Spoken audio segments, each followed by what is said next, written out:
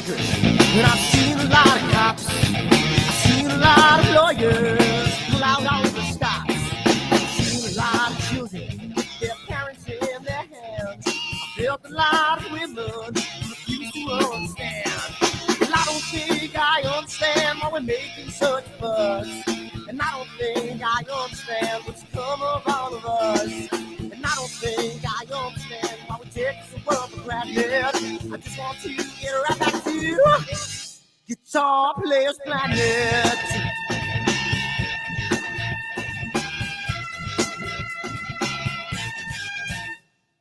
You see it in the papers, you read it every day. The riots and the fires going on in South LA. The muggers and the government, they're all wanting the same thing. They take all your money and whatever else bring. Well, I don't think I understand why we're making such a fuss. And I don't think I understand what's come of all of us. And I don't think I understand why we take this world for granted. I just want to get right back to Guitar Players Planet.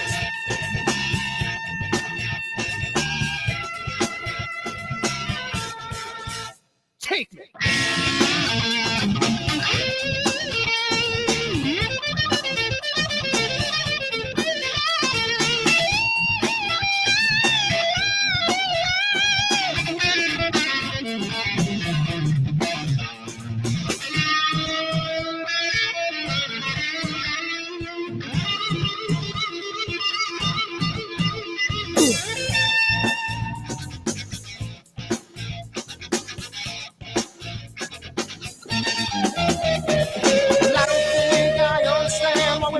Such a fuss, and I don't think I understand what's come of all of us.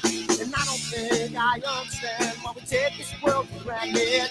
I just want to get right back to Guitar Players Planet. Guitar Players Planet. Guitar Players Planet. Guitar Players Planet. Guitar Players Planet. Guitar Players Planet.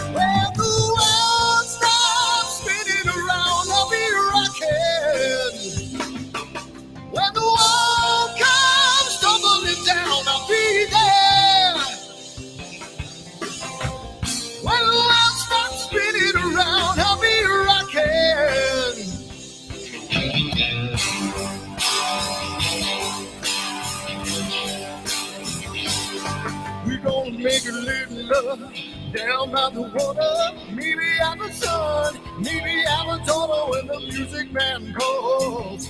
That's when I gotta play.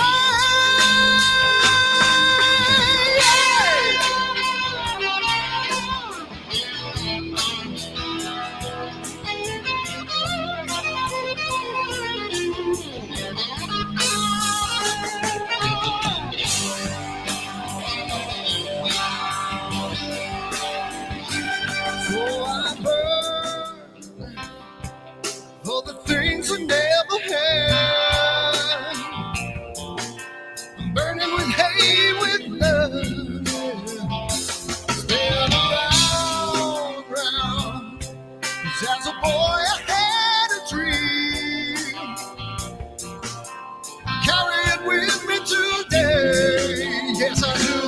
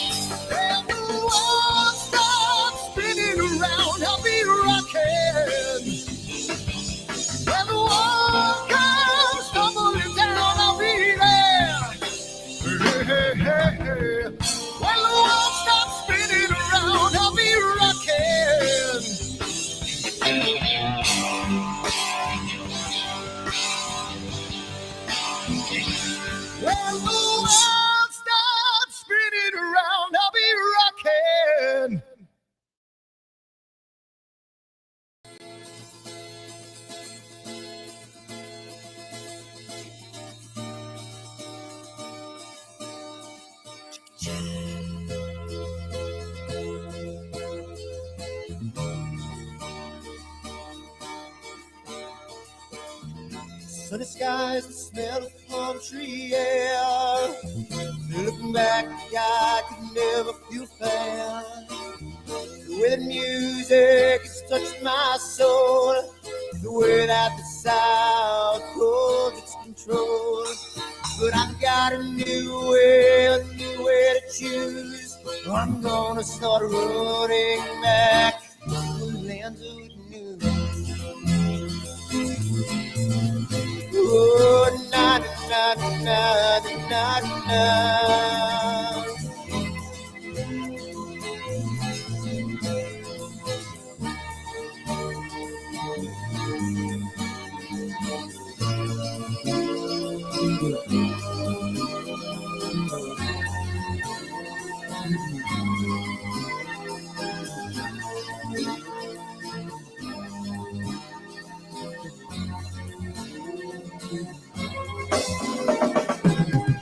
Seems to me that I have lost my old friend. Got the sunset off the highway again. Then I get lost on a long summer day. I must go back before it's too late.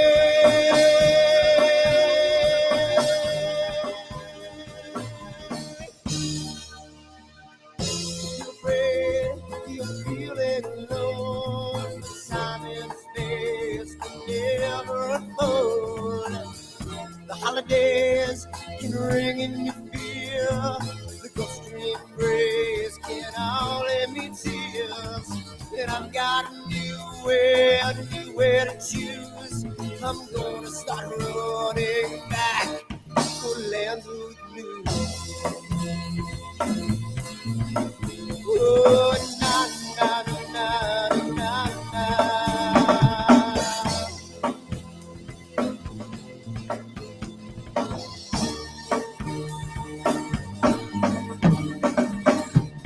Sitting at the lake, I'm feeling confused, but I had my guitar, so I played this blues.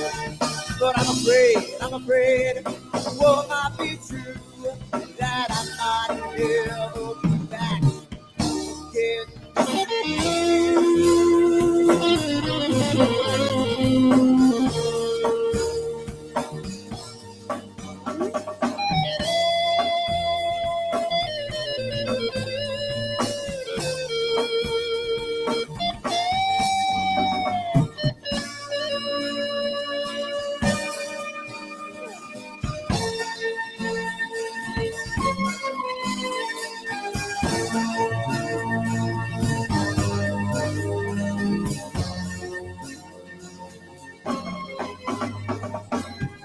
Seems to me that I have lost my old friend. Got the sunset off the highway again. Then I get lost on a long summer day. I must be back before it's too late.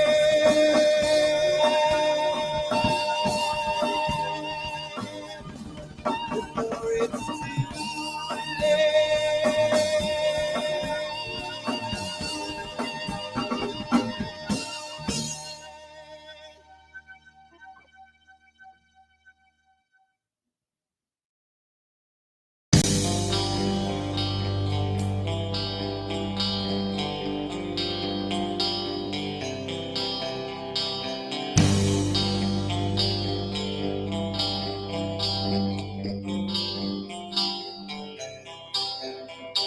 Someone to take me down at night.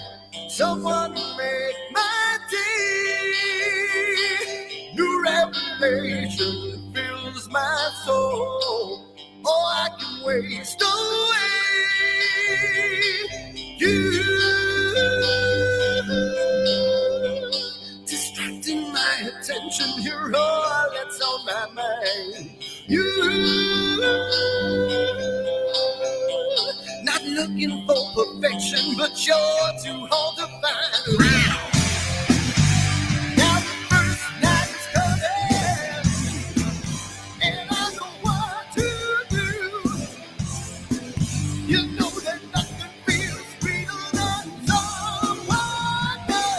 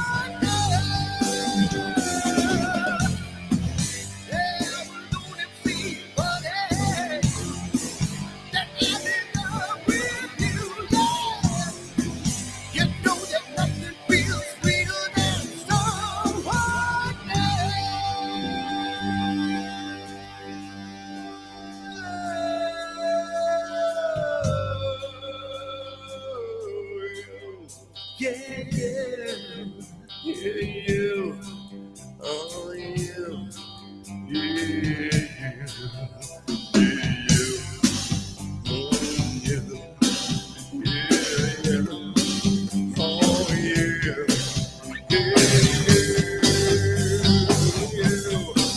Yeah, yeah. Oh, yeah.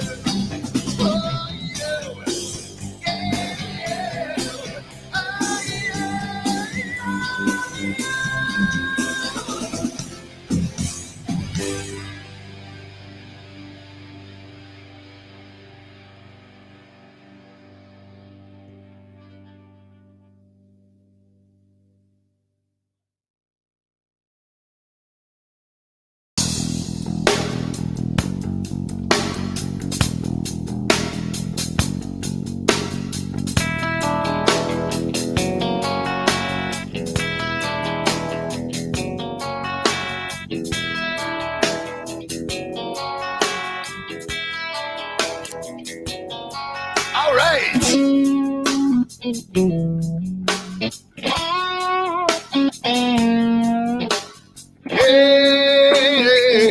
Yeah, where did my color go? Got your head in the sand. You can't be in control using a powerful hand. I wanna be ya, I wanna see ya. Don't taste the kisses of hate. Don't try to tell me, don't try to sell me, don't try to say it's too late. You're gonna push me to the edge, back me in a corner, making me stand in your shoes. Push me to the edge, hide a little color, it's black and white and blue. Black and white and blue, yeah. All right.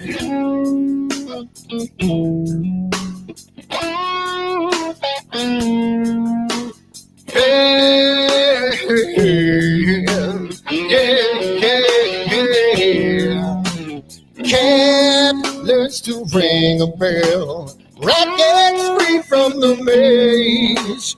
We can be taught to love. We've got to learn a new way. I wanna see you, I wanna be you. Don't taste the kisses of hate. Don't try to tell me, don't try to sell me, don't try to say it's too late. You're gonna push me to the edge, back me in a corner, making me stand in your shoes. Push me to the edge, add a little color, it's black and white and blue. Black and white and blue.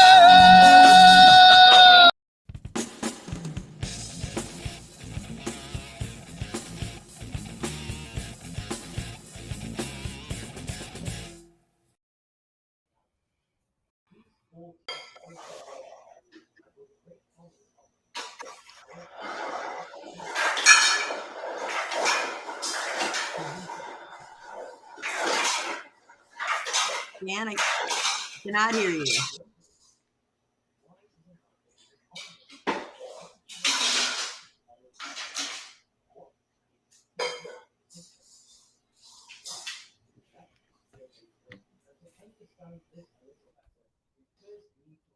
Now you can, right? There you Now I go. can, yes. Okay.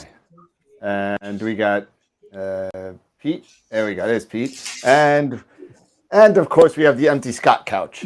So There he is. oh no, there he goes. He's hiding on us. And it looks like he got a haircut. Who, Scott? It looks like he got a haircut. I guess that electrical storm. Now he's got You know. sports on. That's what it is. No, Look, I didn't get a haircut. Or he brushed it or something. Is Eric running late? Eric's running a little late. Yeah, he's got something he's taking care of. But yeah, so happy Friday, everybody. What's going on? How's it going? What's going on? Anything happening? Made it to Nada. Friday. Made it to Friday. Made it through the week, and we are here. It's a beautiful thing. It is a beautiful thing.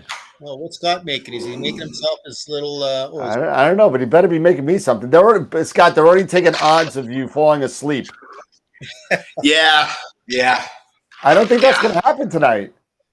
It's a family friendly show, so I won't tell them what they can do with it. You know, it's funny, Scott. I got to tell you, you know, I think the odds are against you falling asleep tonight. You look very awake. Well, look at that. He's got his Well, shorts. you know, the night's young. Well, you know, it is. It's only 8 o'clock. You know, so. Oh man, awesome. So yeah, so Eric's running a little bit late, so that's okay. Well, you know what he's got there, Dan? He's got his melatonin drink there. That's what it is. That's what it is. Yeah. Yep. At least it's camera up here. Hold on. That's all right.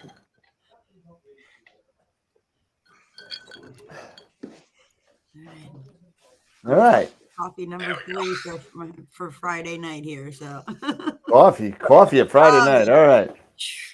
I had a fog delay for school this morning, so that was kind of nice. I actually got to drink my coffee in a cup without a lid, you know, so that was a nice way to start the Friday. You know, it's a good thing. Very nice. Very nice.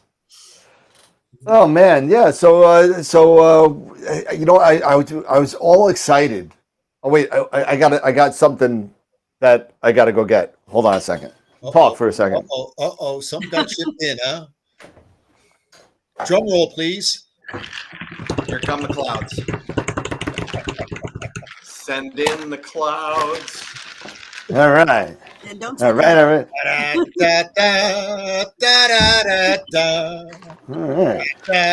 No banana hammocks, Daniel.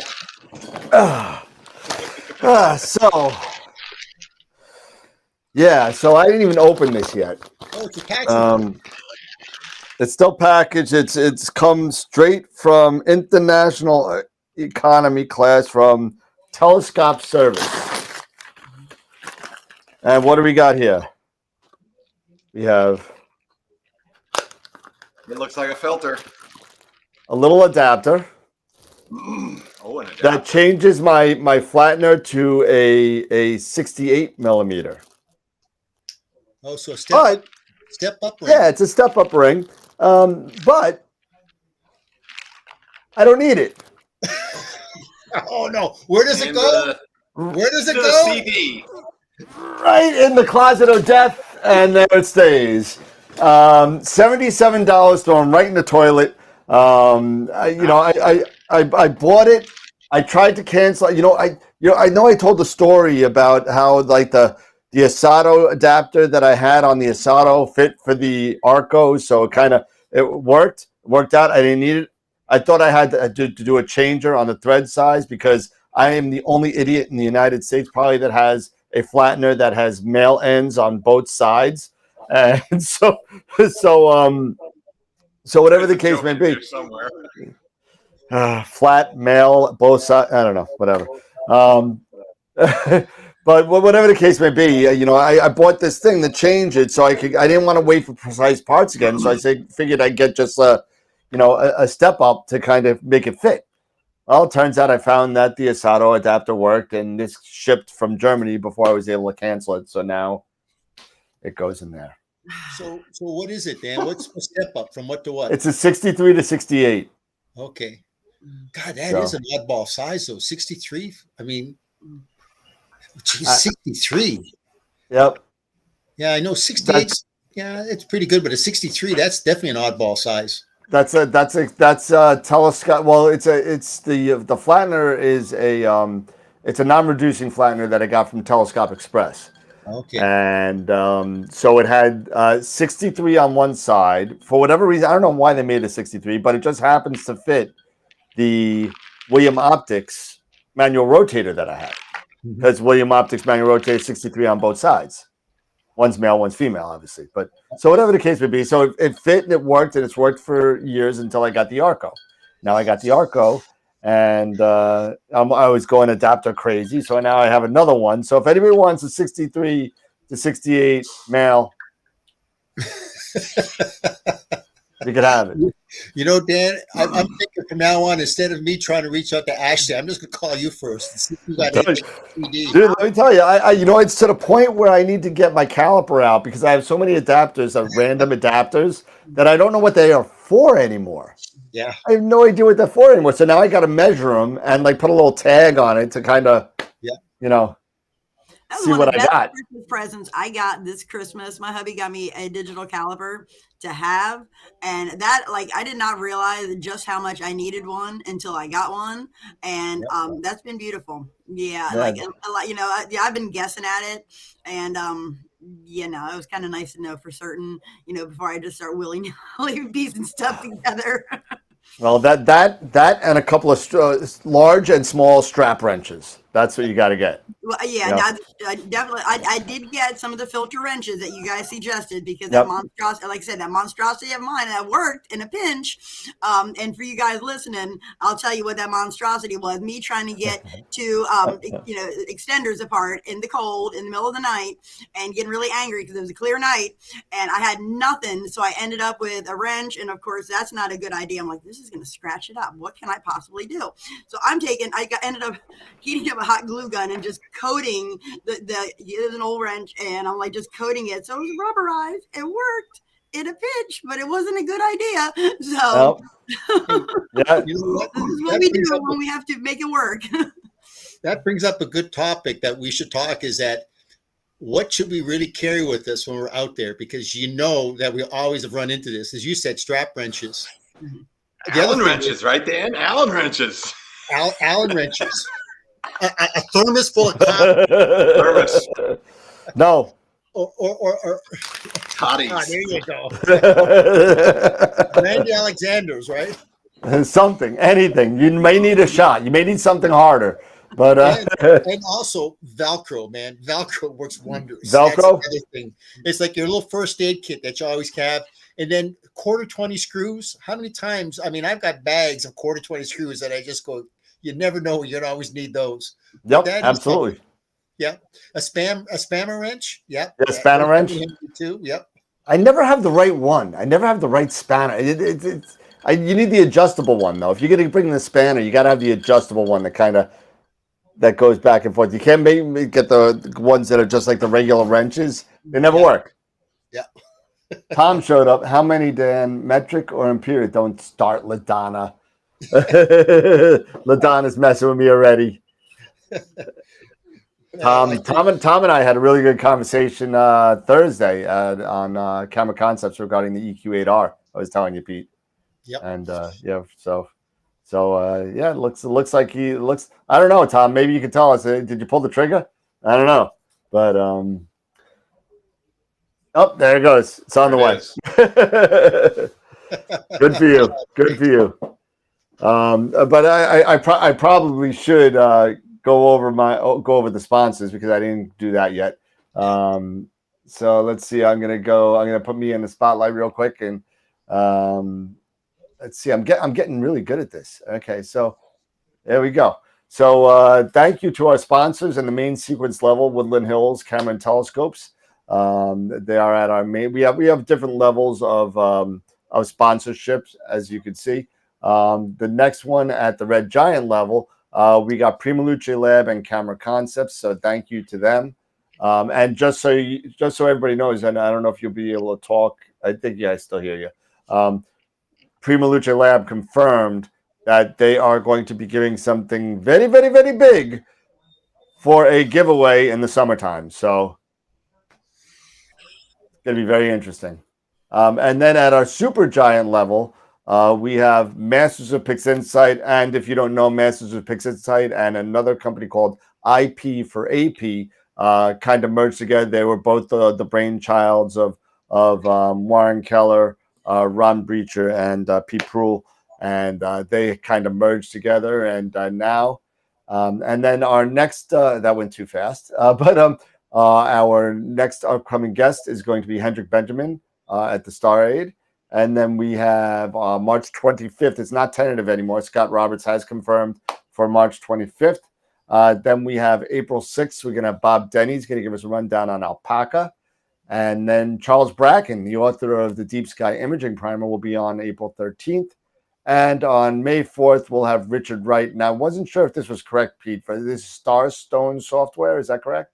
Yeah, what happened is Richard used to write the software. He still does some work with software Bisq, but he's actually kind of gone on his own now, and he's actually started a company called Starstone Software. So Richard definitely is somebody that's well known in the industry. So he'll be a wealth of information.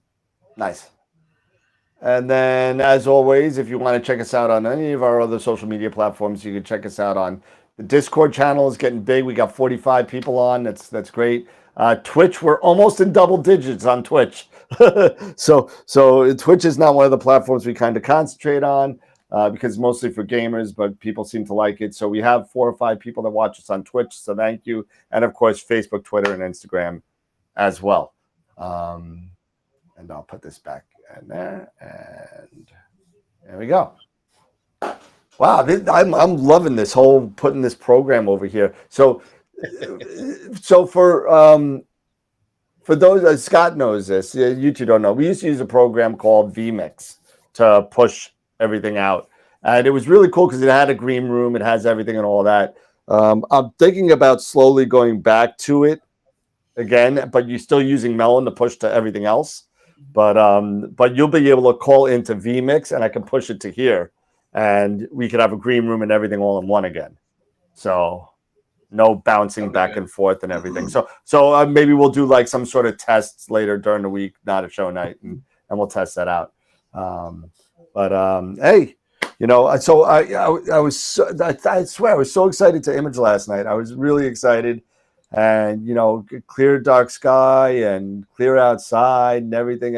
If any of you follow me on TikTok or Twitter or anything, you've seen the videos that I put on where I just blast clear outside all the time, because that is like it's got to be one of the most inaccurate weather apps for New York on the planet. It's so bad. And I actually, it's so bad that I deleted it off my iPhone. It used to be really good. And over the entire winter, it's just been so off. 0 clouds, 9 o'clock p.m. I'm ready to image, clouds roll in. And it's happened more than once. And I've been taking pictures and videos and everything of whenever it happens. I'll do a picture of the clear outside, blue, and then I'll flip it and I'll put the camera to the sky and it's clouds. And it's just so bad. So I was able to get a nice parabola curve on my focuser, which was nice. I was able to get my flattener spaced correctly. This is all after the reason why all this was off was because of the Arco, the rotator. So I got my curvature down to like 11.2%. So I'll be happy with that. And like zero tilt, like 0.8 and 0.6. It was like no tilt at all. And so I am ready for the next clear night, probably in, I don't know, June or something.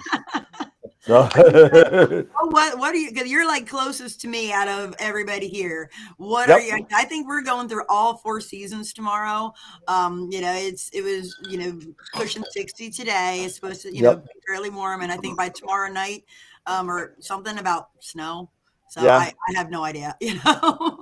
Yeah. Well, Long Island's, I think it's going north of Long Island. So I think you're gonna get like a coating in Delaware. But upstate they're getting 3 to 6, and if you go into the Buffalo area, it's over 8. So you just missed it, Scott. Your old house is getting snowed in. Yeah, and you can tell I'm really broke up about that, right? Oh, thank you, Hogarth. Now that explains a little bit. Hogarth just explained to me why clear outside has totally been sucking. They get their data. Yeah. Where they get that data from shut down at the end of 2020.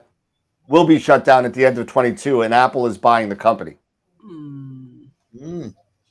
That should be interesting. Really?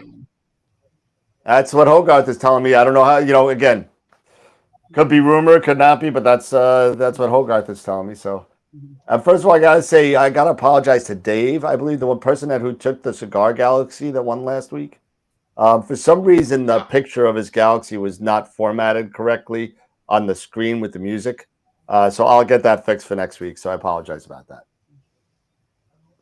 So what are you guys using instead? Because I like it now. I clear outside hasn't been right for me, but it's worked in my favor. So that's been a good thing. You know, it's like, you know, I can get, you know, it tells me it's going to be cloudy and I walk outside and I'm like, ooh, it's clear. Ooh, you know, nice surprise. So it's kind of, you know, worked out well for me on that end. What are you guys using other than that? Sorry, using for what?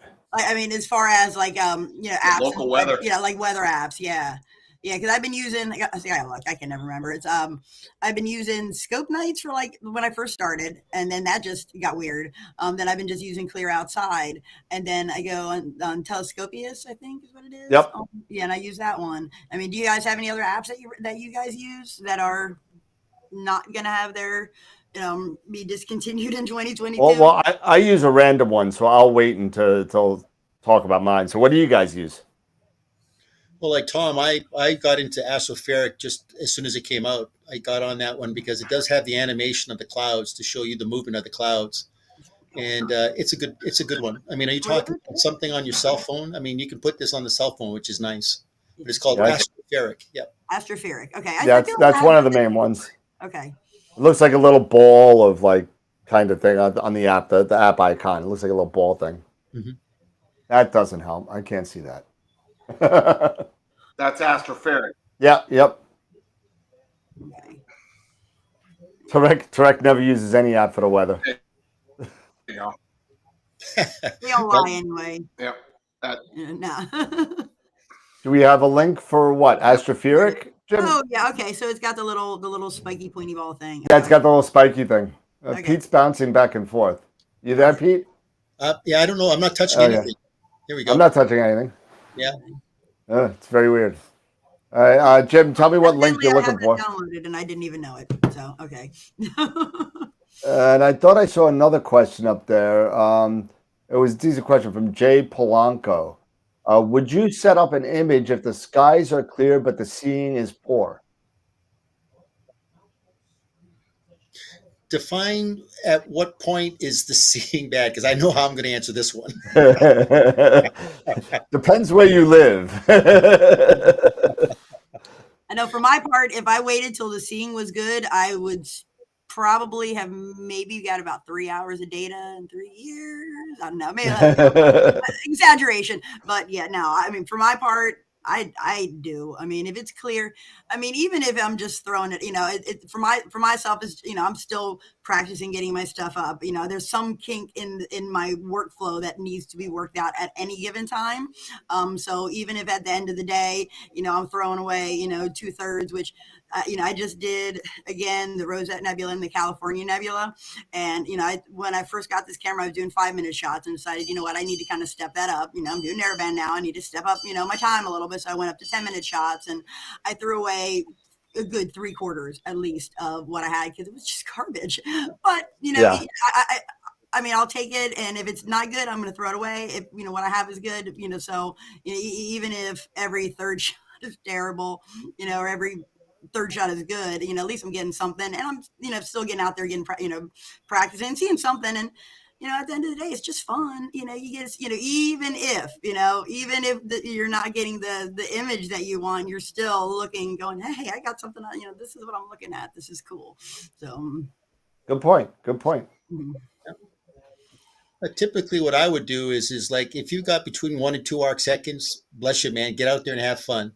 Once you got to get up to 3, once you got to start to bin, now you get up to 3x3 binning. Once you get to 4x4 binning, that's questionable. If you got to go to 5x5 binning, pull out what Dan just showed you there, that mixer, and start drinking brandy because you don't want to be out there when you've got to bin 5x5. So, and you've got to bin 1x1, 2x2. That's typical. 3x3, 4x4 is questionable. 5x5, no, absolutely not. Yeah. Yeah, you know what? Even in my garbage seeing in New York, my seeing's just horrible. You know what? I haven't even played with binning at all. Zero. I've never used it. I've never binned on anything, and I get decent data. You know, it's just really, you know, with the seeing. You know, if you you can kind of fudge the seeing a little bit with software. You could do stuff like morphological transformation. You could do stuff like, but if your seeing is to the point where you're getting like X's through your stars and stuff like that. That star is just scintillating. Maybe it's moving around a central point. Yeah, you definitely don't want to even be involved in imaging. You just want to be maybe just doing visual or just drinking brandy. Yeah, I mean, then they might merge into one at that point. Yeah, it depends how much you drink. I mean, those nights though, when you can definitely do one by one. I mean, your typical seeing conditions across the country are between 2 and 4 arc seconds. Yeah, that's really what it's all about. But man, once in a while, man, you'll get just that upper jet stream, and people will look at their guiding and they're going to say, "Hey, wait a minute! The night before it was perfect guiding. What's going on?" And it's just perfectly steady. There's no wind on the ground, but you don't know what's going on up at 36,000 feet. And believe me, you could have a jet stream right over your head, and that star is just scintillating over a certain point. So, yeah, that's a big thing in New York, especially and some things you could do to combat that a little bit. You could always kind of increase your seconds of your guide time, so your guide exposure. You could do that a little bit, but you don't want to go to the point where you're not making the corrections fast enough. How high would you go? I usually stay like around. I'm usually at 2 seconds. I mean, is that like where are you guys usually, for your guide time? Well, I try not to go any higher than 3. Okay. But sometimes I need 3.5. Yeah, I'll go between 3 and 4 seconds. Yeah. Yeah, my starting point is 2.5 to 3. And then I'll push it around to 3 to 3.5. Depending on how bad it is. I try not to go over 3 if I can. But with New York, and just like Pete said, the jet streams and whatever's up there is blowing things around and changing everything up there. And then you'll sit there and you'll look at it on like PhD2, and you'll see the star. It's what, and then you'll do polar alignment and Sharpcake. You'll be like, "What do you mean? It says excellent, then fair, then excellent, then fair, then excellent," and it's all because of the seeing. And so you just got to kind of, say, "Hey, you know what? Take an average of what it is in your head, and say, okay, you know what? If I'm averaging, 0.14 arc seconds of error, fine." Yep. Yeah, now when I put the 127 on, hopefully sometime this week, now I've not been able to do any 10-minute exposures on the 127 guiding, so I'm gonna need to step up my game there at some point. I think the longest I'm trying to think. I think it was like 5 or 6 minutes, when I had it on last summertime, springtime, probably galaxy season. I'm thinking, so yeah, I've got to step my guiding game up big time. Okay. It'll be fine. It'll be fine. Just talk to people. You just got to get used to it. You got to know what to touch and what not to touch. Well, yeah, and that's and I'm certainly hoping I'm not the only beginner out there that has no idea what I started playing with the settings a year and a half ago, and it was awful. So I just went right back to where it was. I'm like, I have no idea what I have done. This was not good. Let's just go right back to where we were. And I've kind of left it alone at that point. And I was like, what? It was working. Why did I mess with it? If it's working, don't mess with it. And well, I feel like I'm going to need to figure out what those things mean. I have no idea. Yeah, you're not the only one. Go ahead, Pete. Yeah, that's good to know. We need to do like what do all those little settings down there at the bottom of PhD? What do they mean? To the average person. So, yeah, it's what's interesting is that Bruce and Andy have really done a great job of taking PhD from who's the guy that developed PhD? He also did the nebulosity. I forget what his name is. Dan, do you remember who it is? Anyway, Starks? Yeah, Craig Starks. Yeah. So what they've done now is if you go into the brain icon, I mean, you can definitely look at, they've got a multitude now. I think there's like 1, 2, 3, 4, 5 algorithms to choose from. Mm-hmm. One of the great algorithms that Andy and Bruce have come up with. And you know what? I'll reach out to Andy and Bruce and get them on as a guest. Oh, that'd be awesome. Yeah, I'll definitely, because I mean, Andy's a great guy, so I'll have him talk to him a That's while. Galasso. Yeah, Andy Glasso. Yeah, But Galasso. what Yeah. but what he's done is he's come up with an algorithm called predictive PEC. And I tell you what, if you've never done predictive PEC, it's a great algorithm, because what it does is you're going to run your mount for at least 3 worm cycles. So what you'll do is you're going to find out how long it takes to do 1 revolution on the worm gear. And when you're in the predictive PEC, that algorithm is self-learning. It's going to know that after the very first revolution, the little nuances that you got. Case in point, when you got inferior mounts, there could be like a little bit of a burr that they did get off in that one gear tooth. And so what you'll notice is that as it's getting close to that one little inflection, predictive PEC will guide it out because it knows that it's coming up to that point. So after about 3 revolutions, it self-taught itself. And then what you'll do then is you'll go into the guide wizard. And that's what you do then is you'll let the guide wizard in PhD 2 take control of your mount for at least 3 worm cycles. And That's then the guiding assistant, right? the guiding assistant, correct. Yep. And I tell you what, predictive PEC is a great algorithm. It is really a phenomenal algorithm that they've come up with. Yeah, I came across like accidentally that there's multi-star guiding like a month ago. Yeah. Like Yeah. I didn't Yeah, know it's that was been there. around about a year. Yeah, Yeah. now that was one that I did. I saw that. I'm like, I wonder what this is. This is interesting. Let me And check that box. that changed. I'm like, oh my God, that's beautiful. Why is this not like banner? Like, hey, check this button out. Like hit that button or check that box there. That's a beautiful thing. Yeah. Yep. Absolutely.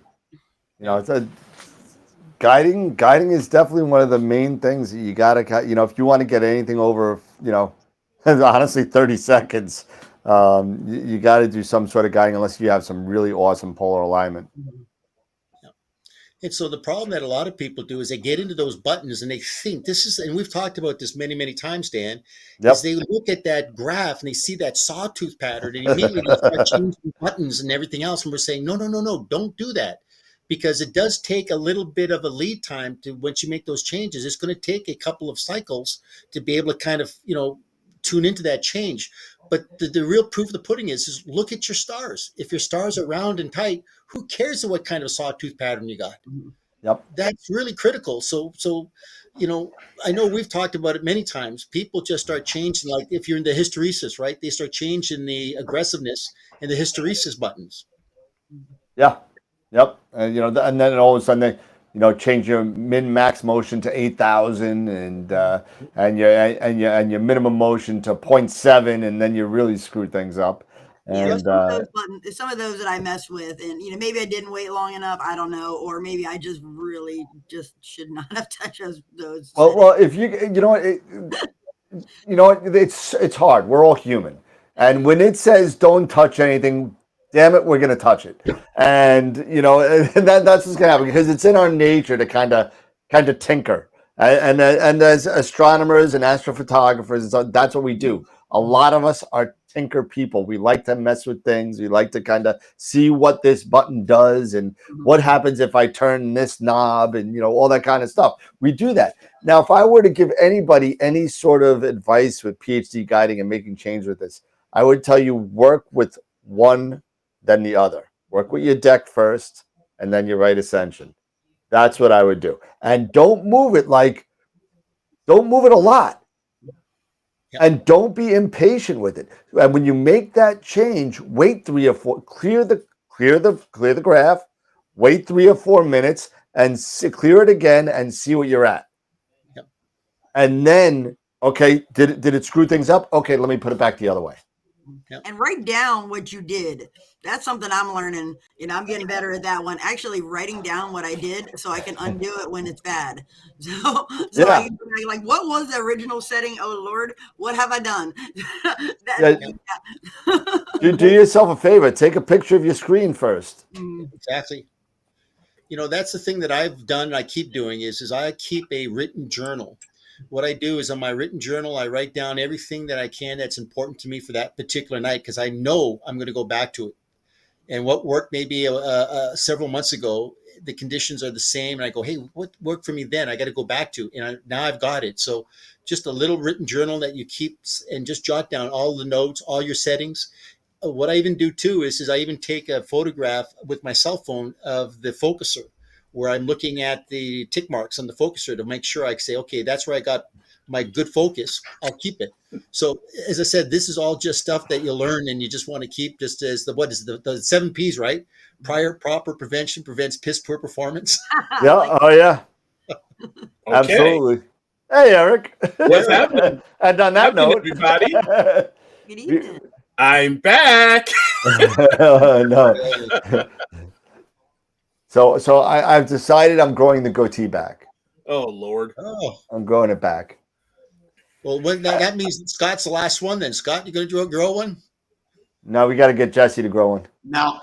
The dwarf, like in honor of the Lord of the Rings, Now, yeah, for Halloween, you're gonna have a hobbit beard. I'll be one of the dwarves. But we did have a couple of questions up here, and I missed to correct them. Jim, when would you use binning? Jim's Astro. Well, typically, when would you use binning? Yes. See, what you do is image scale, is that you want to determine your initial image scale, because typically what image scale is that it's a balancing act between resolution and sensitivity.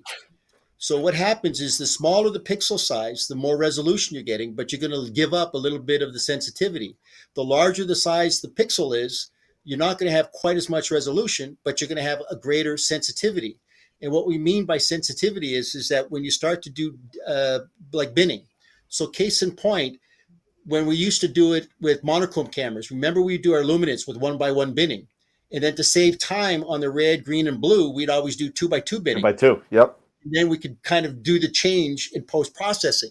But with these cameras now, really, literally, I mean, you can kind of stay at 1x1 binning for probably maybe 80% of the time that you're going to be imaging. But on the nights when that star is kind of moving off of a central point, I mean, it's scintillating, right? That means you got to have adjacent pixels to be able to cover up that star as it's moving around a central point. So that's where you look at your scene conditions. And if your scene conditions are, say, greater than 4 up to 5 arc seconds, now you're going to have to definitely increase the pixel size by binning, either going 2x2 or 3x3. 2x2, you got 4 adjacent pixels. 3x3, you got 9 adjacent pixels. Salute. Yes. I hope that answers Jim's question. I never really understand that stuff. I usually just go off of I go on to say like AstroBin, and I look at a target, and I decide on which scope am I going to use. If I'm using a longer focal length scope especially with these newer cameras like the 294 and the 533, they have smaller pixels. So, so with those, I have to end up, with this Schmidt, I'll have to bend 2x2.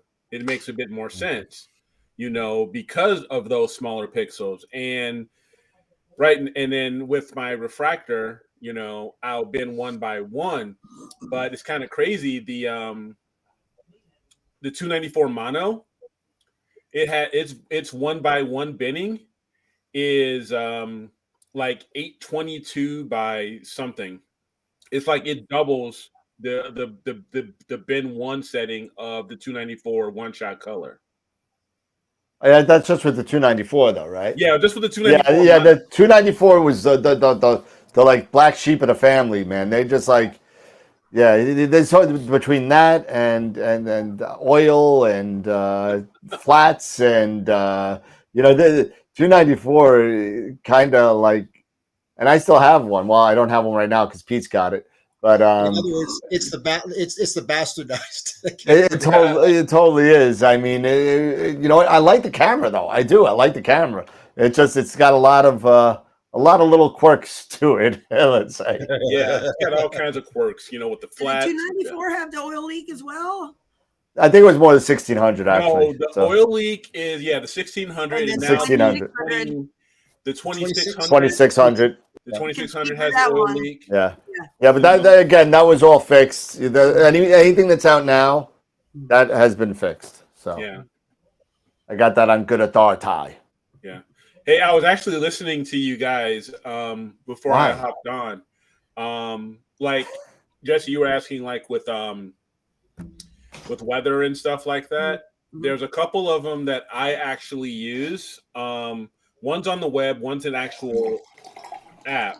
I use Meteor Blue.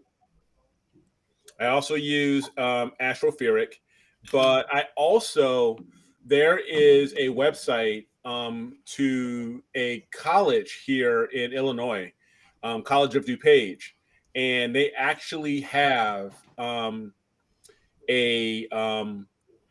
website where they show the entire country, and it shows all of the weather patterns. So you can actually see, you can localize it to a certain area, and then you can actually see, where the clouds are, where clouds are running, at the particular, and it runs for about maybe, it's pretty much real time, and it starts about maybe 45 minutes or an hour or so prior, and it just scrolls through the current time. So you can actually see, what your clouds are, what clouds are in your area. And it helps you out with that too. So COD, I'll send it to you. I'll send you the College link of sometime. DuPage. Is that what you said? Yeah, that's what they call it. Yeah, it's the College of DuPage, which is DuPage, Illinois. But yeah, and it's Awesome. yeah, it's a satellite and radar.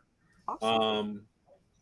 So if you go to weather.cod.edu, and there's a satellite and radar. I'll Oh, and Eric just shut himself off. Oh no! so since Eric shut himself off, he'll be. Oh, there he is. No, I did not kick you. Well, he's like, let me see. That's like what I used to do with my brother on the phone. I was like, Joe, I got something really important to tell you. Hold on a second. Click. Yeah, and they click. So I'll see if I can put it here in the chat. And I don't know if you see that or not. What, the link? Yeah, that link. If it showed up or not. It didn't show up yet. That's weird. I don't know why. When I enter in something into you do put it in the AstroWorld admin chat, and I'll copy paste. Okay, cool. That'll work. But to the same token, there is something else, and that I talk about quite a bit. Not a lot of people use it, but it's a website and app called Windy, and it's very similar to what Eric was talking about. And I'll share my screen real quick. That's an app that really blows. It does. Scott, Jesus Christ. Good God. Couldn't resist. You just left it right there. I just had to walk through. All right, so Where's Chuck Barris when you need him? somebody get the paper bag. Here is windy.com, and the reason why I like Windy, number one, is you could log in and you see the little heart. That's where I am, and of course, there's clouds all over the place. Yeah, that now. big white spot on Delaware. The bright white spot on Delaware is right on. Wait, where is Delaware a state? Oh, there it is. It is. Yeah, bright white there by the coast. Look at that little window, man. You guys got a little window there between. You're all covered on all sides. Yeah, but here's the thing. You ready? So if we go into the clouds, right, and then I go into the low clouds, now you start to see the difference between the low clouds and the total cloud cover. That's the first thing I like right there. And the second thing I like is that it has 5 different models now. So, and they all get updated at different times. So when you look at it, you got ECW, you got the GFS, and they all get updated at different times. And if I could find out where they moved it, information there in northern Delaware bought some telescopes. It'll tell you when the last time that model was updated. So the ECM model was updated 5 hours ago. This was updated 2 hours ago. This one was updated 1 hour and 7 minutes ago, and there's actually 2 more. There's the NAM 4 hours ago. So you get different models at different times. So you can make a really, really, really good, accurate kind of kind of way of knowing where the clouds are going. And then you can press play over here, and it'll start moving the clouds. And that's windy, and that comes in an app as well. And here comes the snow. There we go. So what is the snow? Is the snow the green, the red, or the yellow, or all? the red's the bad snow. The green and the blue's kind of garbage. It's nothing. Okay. And then the white is just the clouds? The white's clouds, maybe flurries. Okay. But you can change it for anything. You can change it for temperature. You can change it for wind. Here's the wind and from which direction it's going. Nice. Okay. It doesn't give you where the jet stream is at the moment, does it? Yeah, you see the way the wind's blowing. Yeah, but for the country, can you zoom out and just kind of see? Will it give you an idea? Like if you zoom out for the country, the pattern of the jet stream? Not really. No, it doesn't. It doesn't give you the little squiggle. I don't think. It might. You got radar and satellite. You got a whole bunch of different objects. A whole bunch of different things in here. But I really like this. This has been pretty accurate for me for a couple of years now. So I've been using that. Nice. Like it. Thank you. So we got a couple questions. One Yeah, from yeah. No, I missed quite a bit actually. So Dennis was asking me, Eric, I watched your Sharp Cap video. Thank you very much. And on estimated sky conditions, do you still use that process regularly?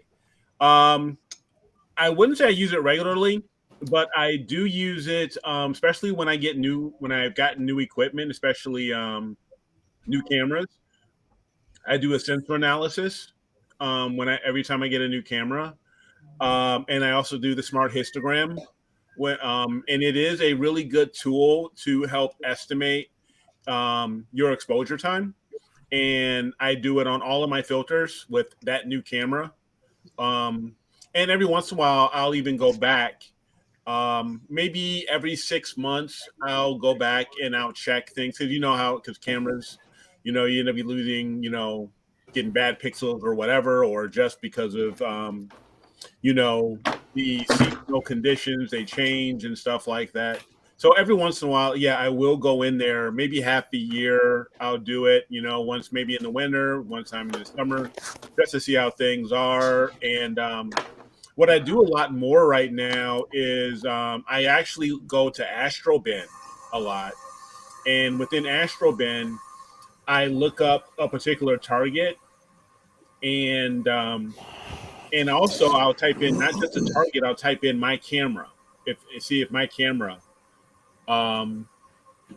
If someone's used my particular camera for that target, and I will try to use that also as a guide to give myself a good idea of, based off of their results, I can try those with my results. Of course, different border skies and stuff like that. So it depends. But to answer your question, yeah, I do use it. I use SharpCap still quite a bit, but not as often as I used to. All right.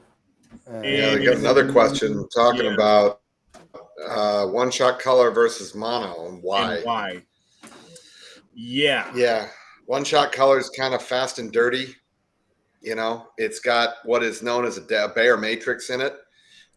Pretty much any color camera that you're using has the same Bayer matrix. And you can see an example of the Bayer matrix pretty easily.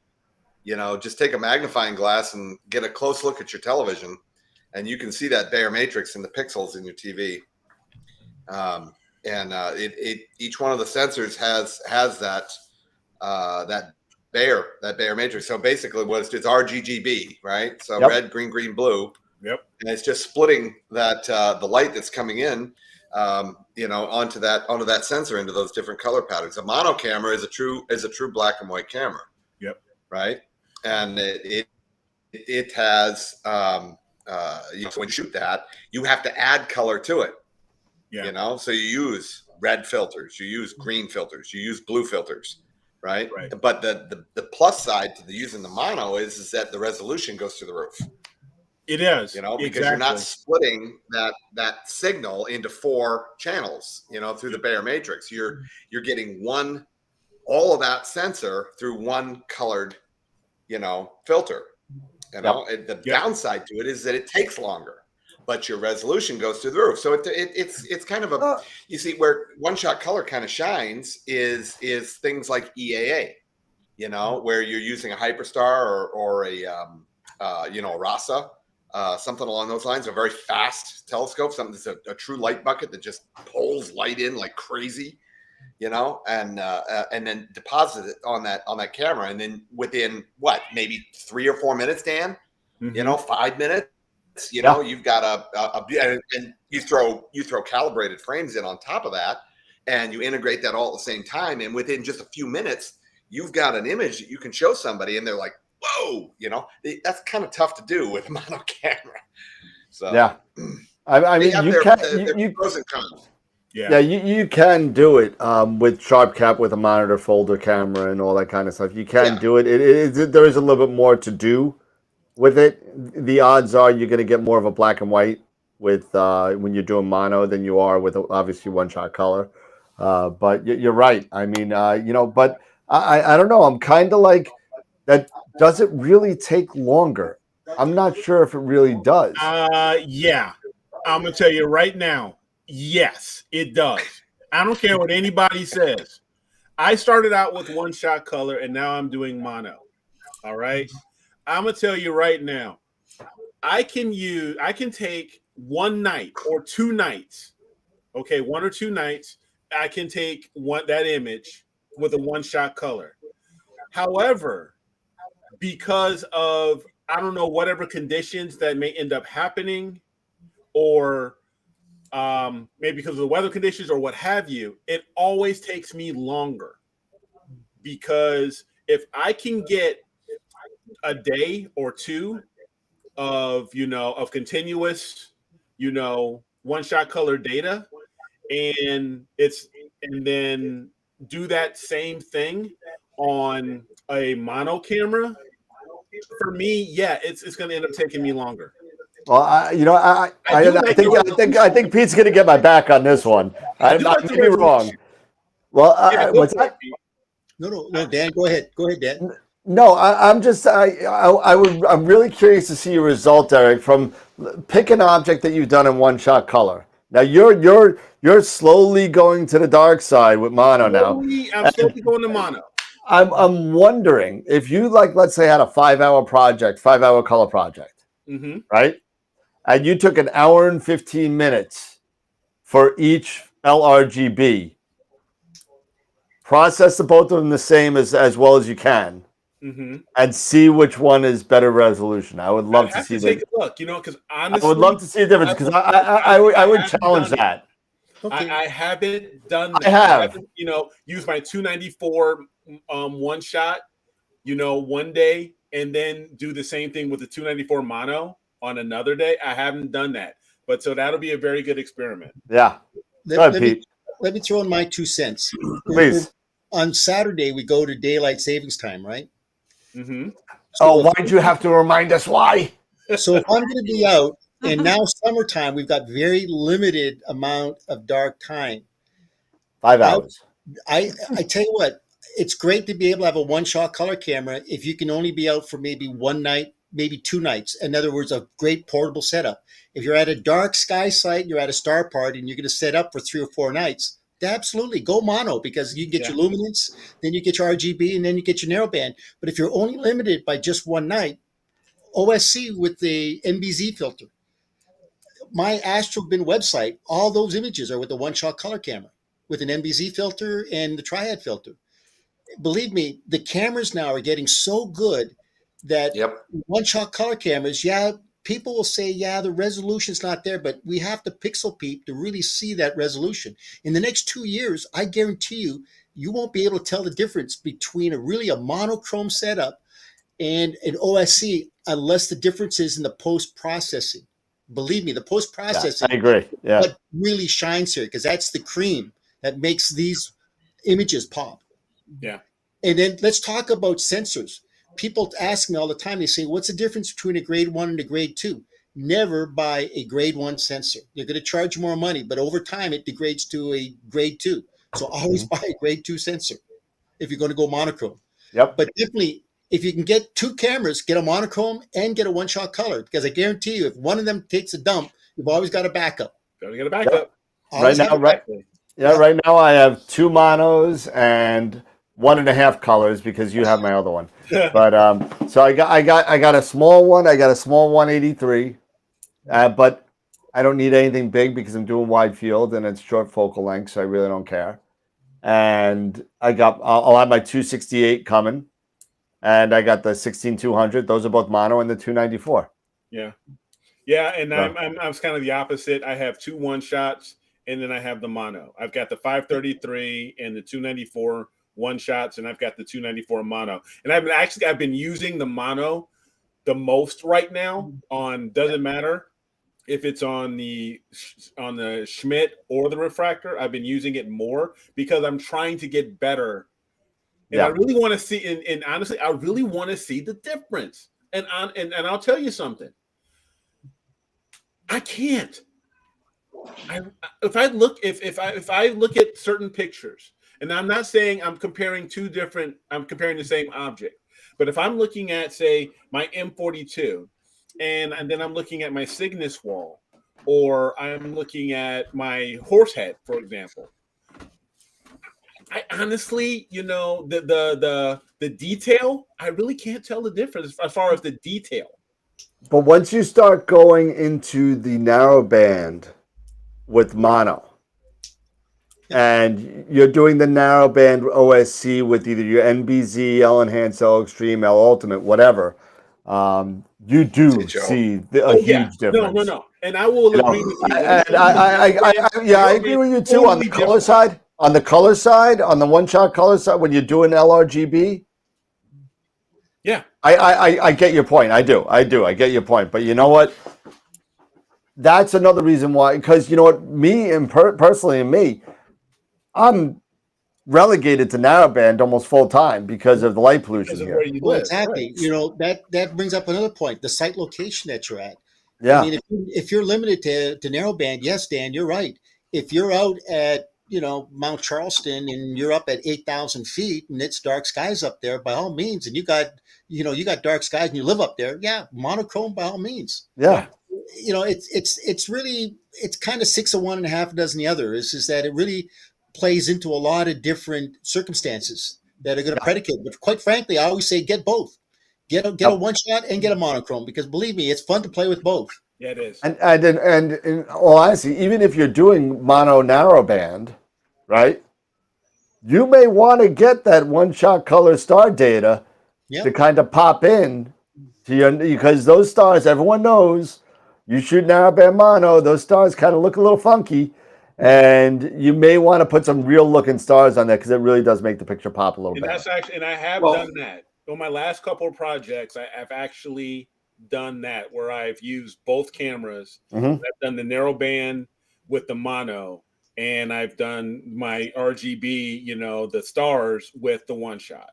Right. Which is kind of cool. It's kind of cool to try that. But no, Pete, you make a great point. And because nowadays these cameras are getting so much better and better, that it's almost like it can sometimes be kind of difficult to say, what's better, mono or color, because you can see some fantastic 1-shot color. Oh yeah, photos, and they're awesome.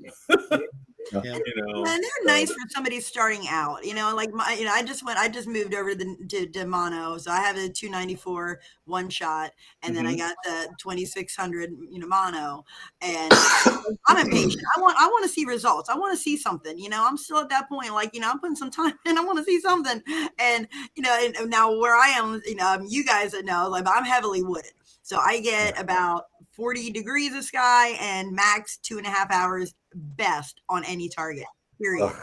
So I'm really limited. So there's none of, I'm not going to get, 3 bands in a night. I'm lucky if I get one. The rosette that I've just been doing, an hour and 40 minutes tops. That's it. And that's if there's a little tiny bit of wind, the branches get in the way and data's out the window. That was the hardest part I had waiting is the first thing, of course, I want to see the hydrogen alpha. It's show me the good stuff, so that was the first one I ran when I did that. I was and then I'm I can't do anything with it. I just have the hydrogen alpha. Like, okay, I've got this beautiful black and white, these beautiful black and white photos. Like, I want to see something. So, and it was like days later before I could, get into the sulfur. And then days after that, before I could get into oxygen, I'm like, I want, instant gratification here. I want to see a picture right now. So, and I was saying like, that's the wrong hobby. But just seeing the hydrogen alpha was nice, now I'm getting more patient. I remember 3 years ago, like I was lucky if I got in, half an hour, because I'd be like, oh, picture. And I'm going over here like, oh, picture. Okay, I'm going to take a picture of this. So, it took me a little while before I was able to settle down and go, okay, now it's time to pick a target and really start focusing in on that instead of, let me just run through the sky and see how many pictures I can take. And like, they're all awful, but it's like, oh, galaxy. Oh, another galaxy. So, for me, I'm so glad that I did start out with a one-shot color.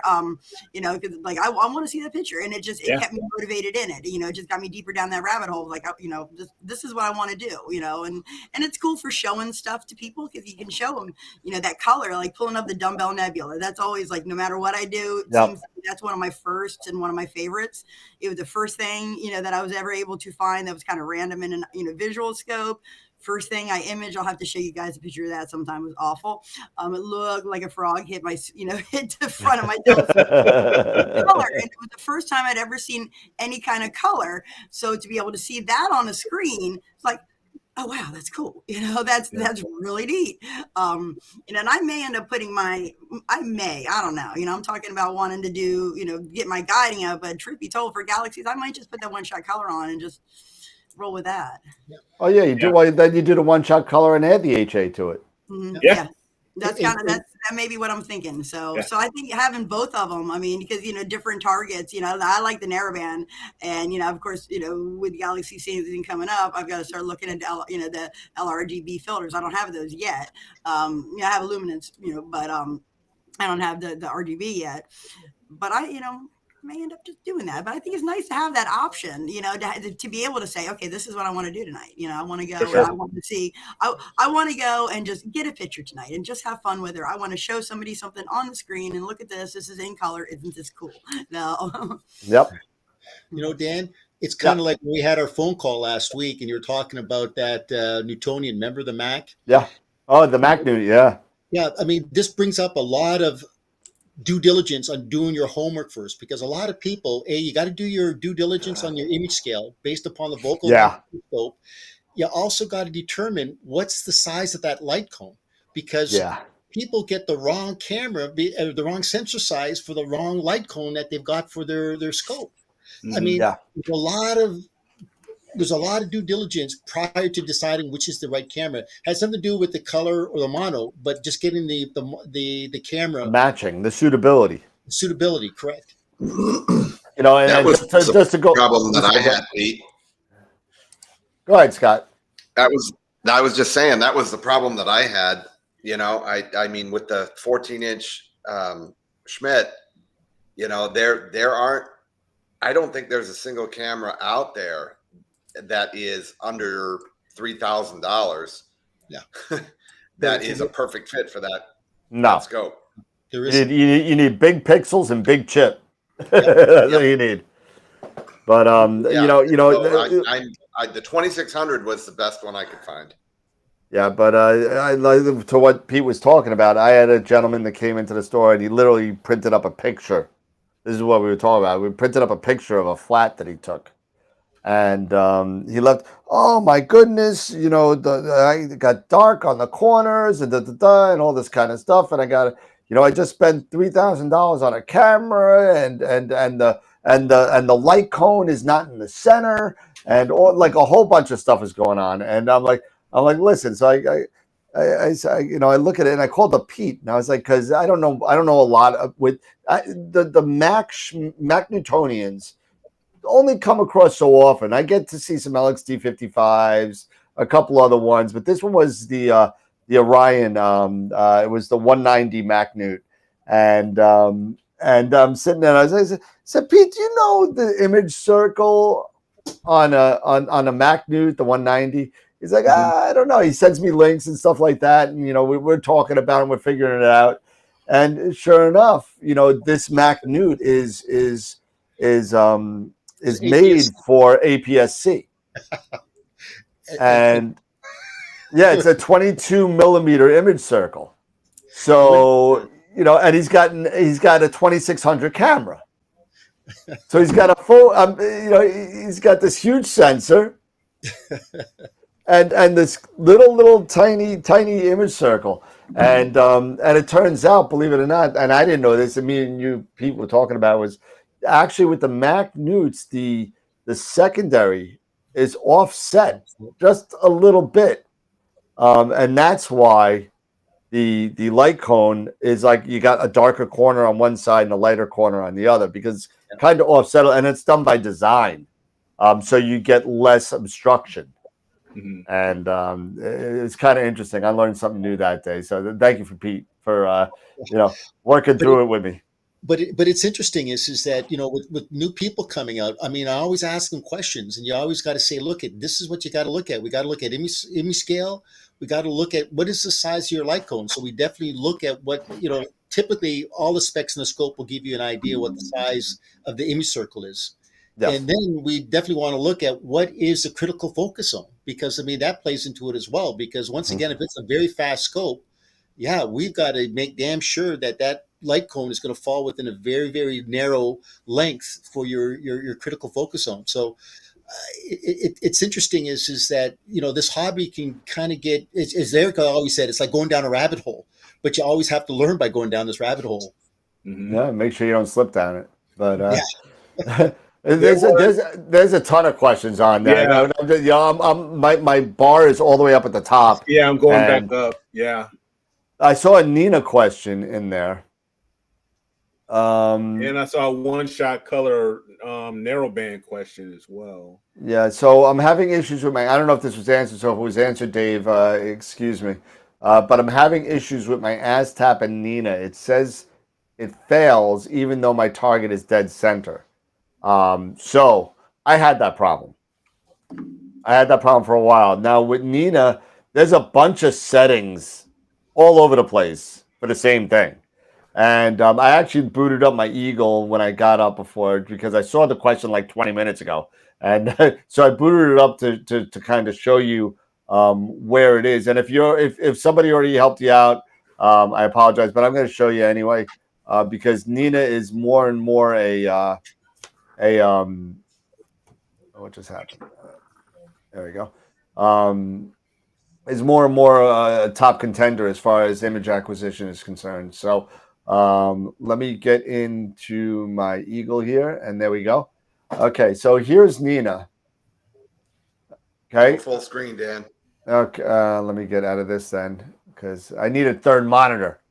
Dan Higgins, full screen. There we go. And we'll go back to, there we go. So here's Nina. And if you take a look, if you go under, don't worry about equipment and then telescope, because that's not what you want, because this is just some of the connection settings that you want. What you want is to go into options and then equipment, if I remember. Yeah, equipment. And in here, there's some settings in the telescope. And this is what ASTAP goes by.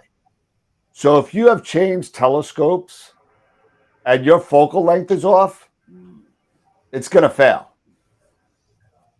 It's going to fail because it's not looking at the right indexes for your focal length. So make sure that this is set at your correct focal length. Nobody cares about the name. You can put the focal ratio in, your settle time. But the big issue here is your focal length, because it's going to look at that focal length index. And if it's not looking at that focal length, it's going to fail all the time. I switched from my 80 Esprit to the 127. I forgot to change this. And it would fail and fail and fail until I finally stumbled upon it. And I said, okay, there it is. So. Hey, does it allow you to set up profiles for different scopes? Yes. It'll say, so if you go under options again and general, here are your profiles up here. Yep. I got one for the ASI 60. I got the QHY 6200, 183, and then I copied my main one just in case it corrupts. And then also, too, Dan, when you download ASTAP, you'll see on that one page, it'll give you the choice of, I think it's an H17 or H18. Yeah, the star catalogs. Yeah. Now, you got to determine what your field of view is and choose that particular star choice, that catalog. Yep. So hopefully that helped out. And go back to this. And all right, so that's and then let's see what else do we got here. Good to see you got your power back, Scott. Well, Watch that's the a chart. long way up. Yeah, I'm not. Yeah, Tom, we know he sold the 10 micron. He bought the EQ8R. Let's see, George, glad it works for you. I'm just want to get to the bottom here and see. I'm so far behind. Eric, do you see anything? I know you were probably looking. Yeah, I was looking. There was the one from George. It says, so I currently use an Optolong L Pro currently for broadband on a one-shot color. What does everyone else use? Yeah, for broadband. Yeah, I'm either using just as a simple AR cut, IR cut. an IR cut filter, or I'm using, or it just depends, or I'll use the L Pro. It would depend, you know. Yeah, I still love the Batter Moon and Sky Glow. I Yeah, still the love batteries it. are really good too. I still love it. I really I've used them both. I have them both. And I really think that the star colors with the Batter Moon Sky Glow, I have to do less fudging with the Right. sky colors. I think it gives a better color balance than the L Pro. I always think to me, the L Pro, and someone's going to say blue again, but I see red. I see red with everything with L Pro. It's like a bull. I keep on seeing like a shift to the red on everything, on the L Extreme, the L Enhance, the L Pro. I see some sort of orange, reddish kind of thing, and it could be cataracts. I don't know, but the whole thing is that it's just, again, it's what I see, and what I see is red. Somebody's going to say it shifts to the blue. I know somebody said that a couple of episodes ago, but I would just rather I get better results with the batter. Right. Let's see. There was more. Let's see, Tom. There was a new firmware update. There was new one firmware. question for Pete. It's Pete Dennis is asking Pete, do you have to run predictive PEC often, or is a one and done process? Typically, it's your choice. When you get into PhD 2 and you go to the brain icon, you'll see your choice of algorithms. And most of the people always pick the hysteresis algorithm, but I'd recommend look at the bottom two. I think the one is called predictive PEC, and I've used that one. And once you set it, you just now go ahead and run the wizard or the assist and let it run for at least 3 worm cycles. Make sure it's a minimum of 3 worm cycles, and then just follow their recommendations, and you'll be off and running on predictive PEC. I know that they've come up with a newer algorithm. I don't, what is that? That the YYZZ or ZZYY is one of those other ones. I haven't. YYZ, ZZ top. Yeah, something like that. That's a brush. It's another algorithm that was just kind of released here about 8 months ago, and I haven't had a chance to use it, but they say that that's supposed to be pretty good. But we'll get Andy on the show. I'll reach out to him and we'll get him on the show, and he'll talk to us about that. Yeah, I also saw a statement between Mark and Tom regarding the 8R and the little mini hub that comes with it. So I guess, so there is a little mini hub that comes with the EQ8R, a little USB 3 hub.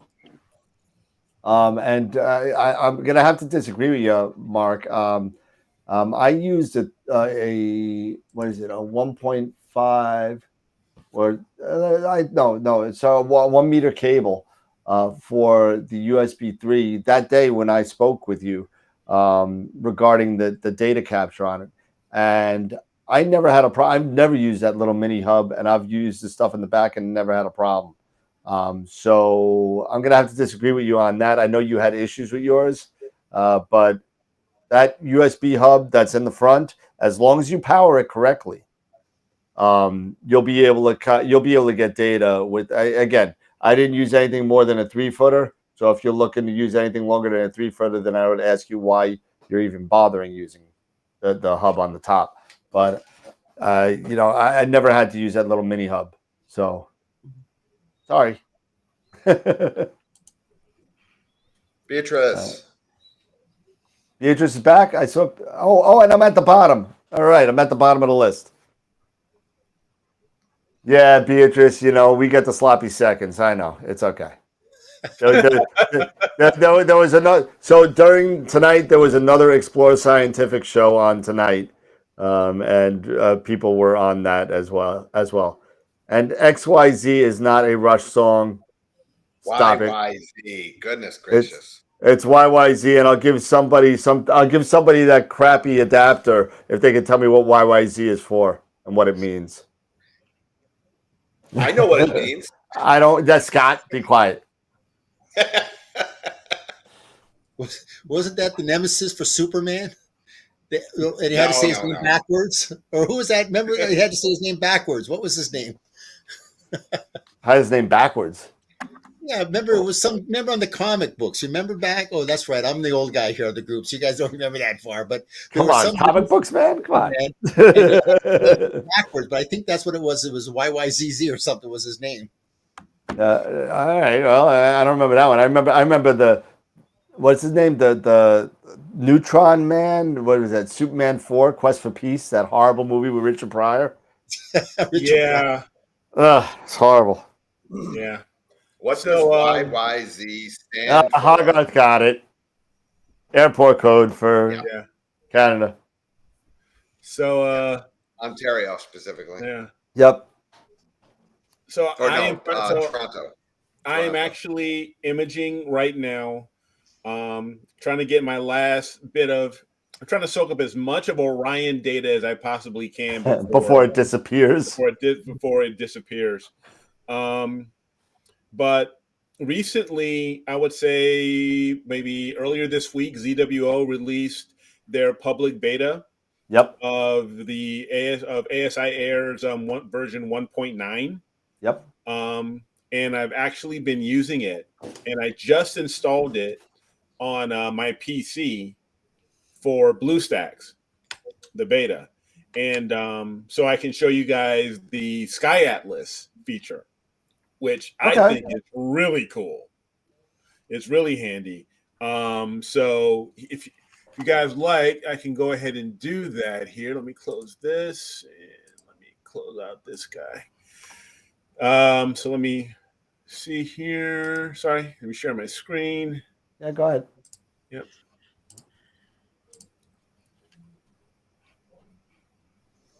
Okay. And let me maximize this guy. Okay. So right now I'm working on M78, and this is what the 294 mono. But a couple things that they have done. One is they have updated the look slightly, and one thing they've done is with the filter wheel. If you go to filter wheel settings, you can actually type in your filter names. Okay. So that's one cool thing. So if you wanted to, you can actually, just, I don't know how far. Okay, 4. I think it's 4 characters. Yeah, it is 4 characters. So you can type up to at least 4 characters.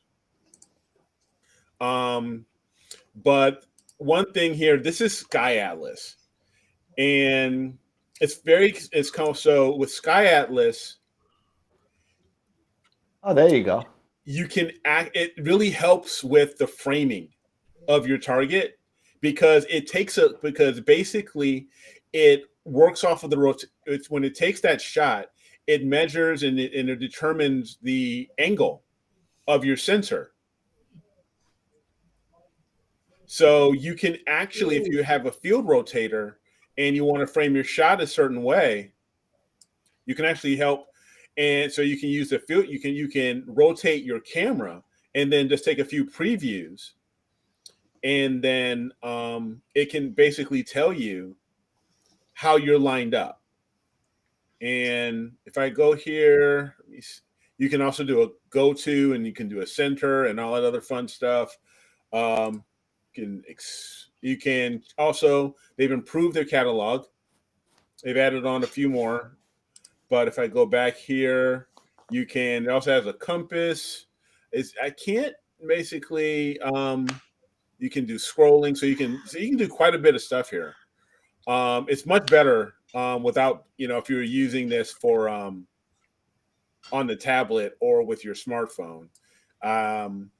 But yeah, you can do all of your centering and everything. So I really like this setting here, this new Sky Atlas, especially for this rotation setting. So that is really, really handy. Cool. So what I would do to make it better is you can grab one of the corners, and if they could allow you to rotate that field of view square, yeah, that might be the next generation that they'll come up with the software. Yeah. Yep.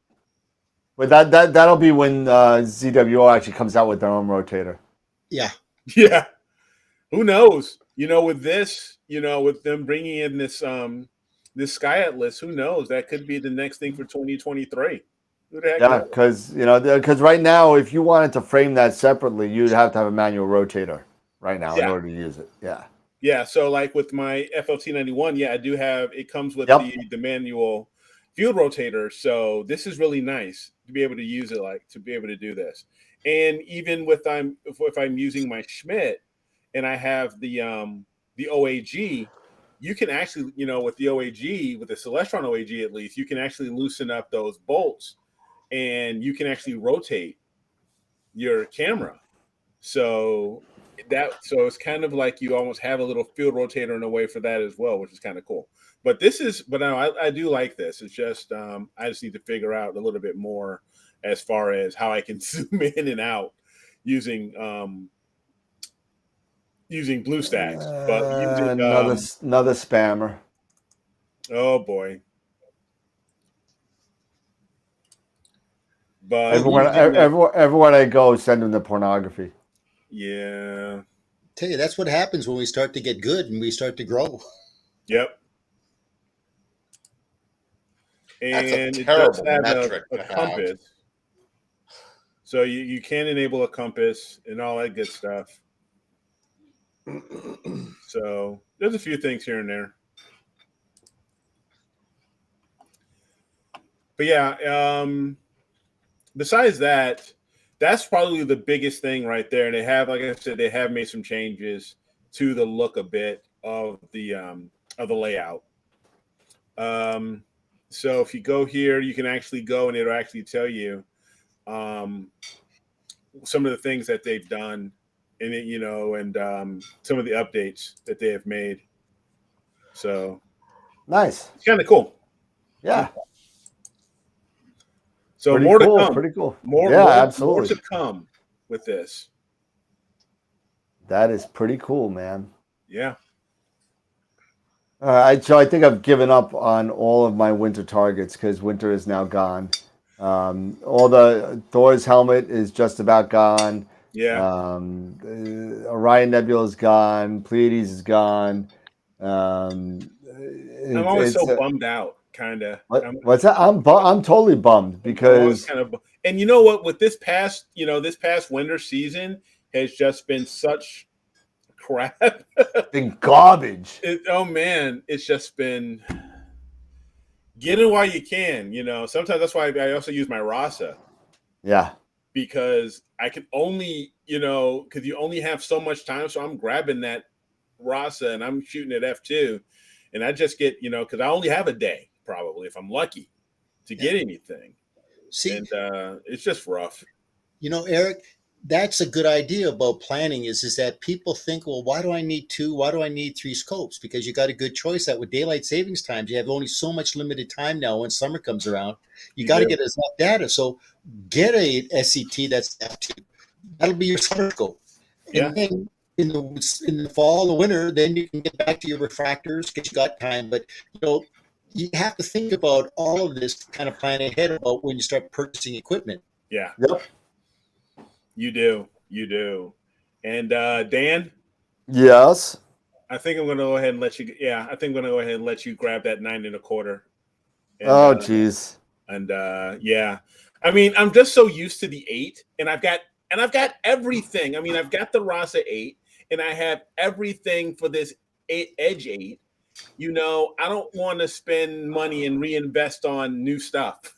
Yeah, you know, I don't have any Schmitz, so Yeah. that's So there you go. huh? Just hold out for the 11, Eric. Yeah, maybe give me a couple years and honestly, guys, right now, financially, I just spent almost, I just spent that amount for the 9 1/4. I just spent it on a new PC. Yeah. So next year, we'll see. I'll be spending yeah. more money, because everything's gone up. But Of course, and it will go up again. I'm sure it'll go up again. Yeah. So, but yeah, that Beatrice, that's what I'm actually imaging right now, Beatrice. I'm using the FLT 91. The return of the FLT. FLT 91. The return. So I have returned to a refractor. Eric, just save up for a plane wave, for crying out loud. Oh, good God! You want me divorced? Hey, Pete. There goes my retirement fund. Once I move to a sub-Bortle 8 Sky, Pete, you and I are gonna have a conversation. So yeah. Y'all are killing me. I'm getting scope envy here. Big Hey, time. well, I tell you what, though, hold it. You guys got to go take a look at this refractor that got posted on AstroMart. This guy was on the waiting list at AP Astrophysics. Okay. It's a 175 AP scope that he was on the list in 2002. It got shipped to him in 2013 and he died. It hasn't even been opened up, and it's still in the original box, and they're asking $31,500 for it. I mean, a little bit out of my price range. I know. And I'm looking at this thinking, who in their right mind would spend that kind of a money on a refractor for only 1,400 millimeters of focal length? It's a beast, first of all. Don't get me wrong. The optics are spectacular. It'd be a great scope, but to spend that kind of money, I don't think so. Yeah. For a refractor that size. So that's what I'm saying. That's why I have returned to love my Schmidt Cassegrain, because one, that 8-inch, it's light. So as I get older, I won't have to worry about lugging this thing all over the place unless you unless you have a 4-wheel drive tank, like Scott has over here to roll around on. But he's gonna fit that with a remote eventually. Yeah. I mean, I'm going to get the motor mount for the refractor. A comparative refractor would be compared to that 14-inch, the focal length, the size of that refractor.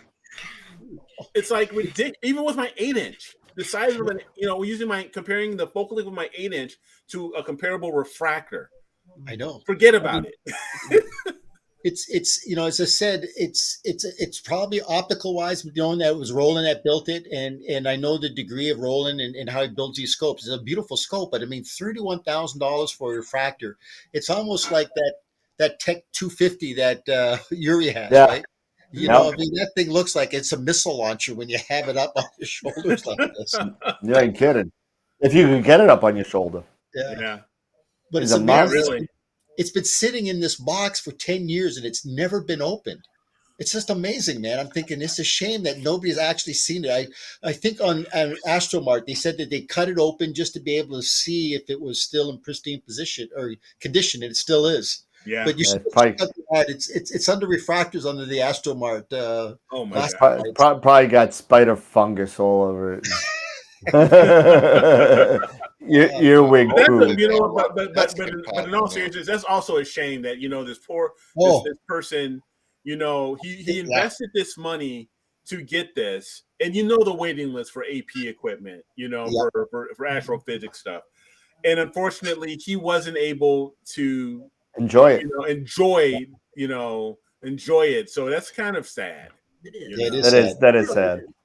But still, $31,000. That's nuts. I understand the whole situation. Him being gone is sad, but him spending that kind of money is nuts. Well, I'm sure it wasn't $31,000 in 2013, but it No. probably is now. Oh my goodness, still. But Yeah, no, George, 11 years for a scope. yeah. So Woo. that's kind of crazy. But I remember when the Starfires had a waiting list of like 5-6 years, and those are great scopes. Nice 5-inch refractors. Those are 6-inch refractors. It's so nice. The EDFs.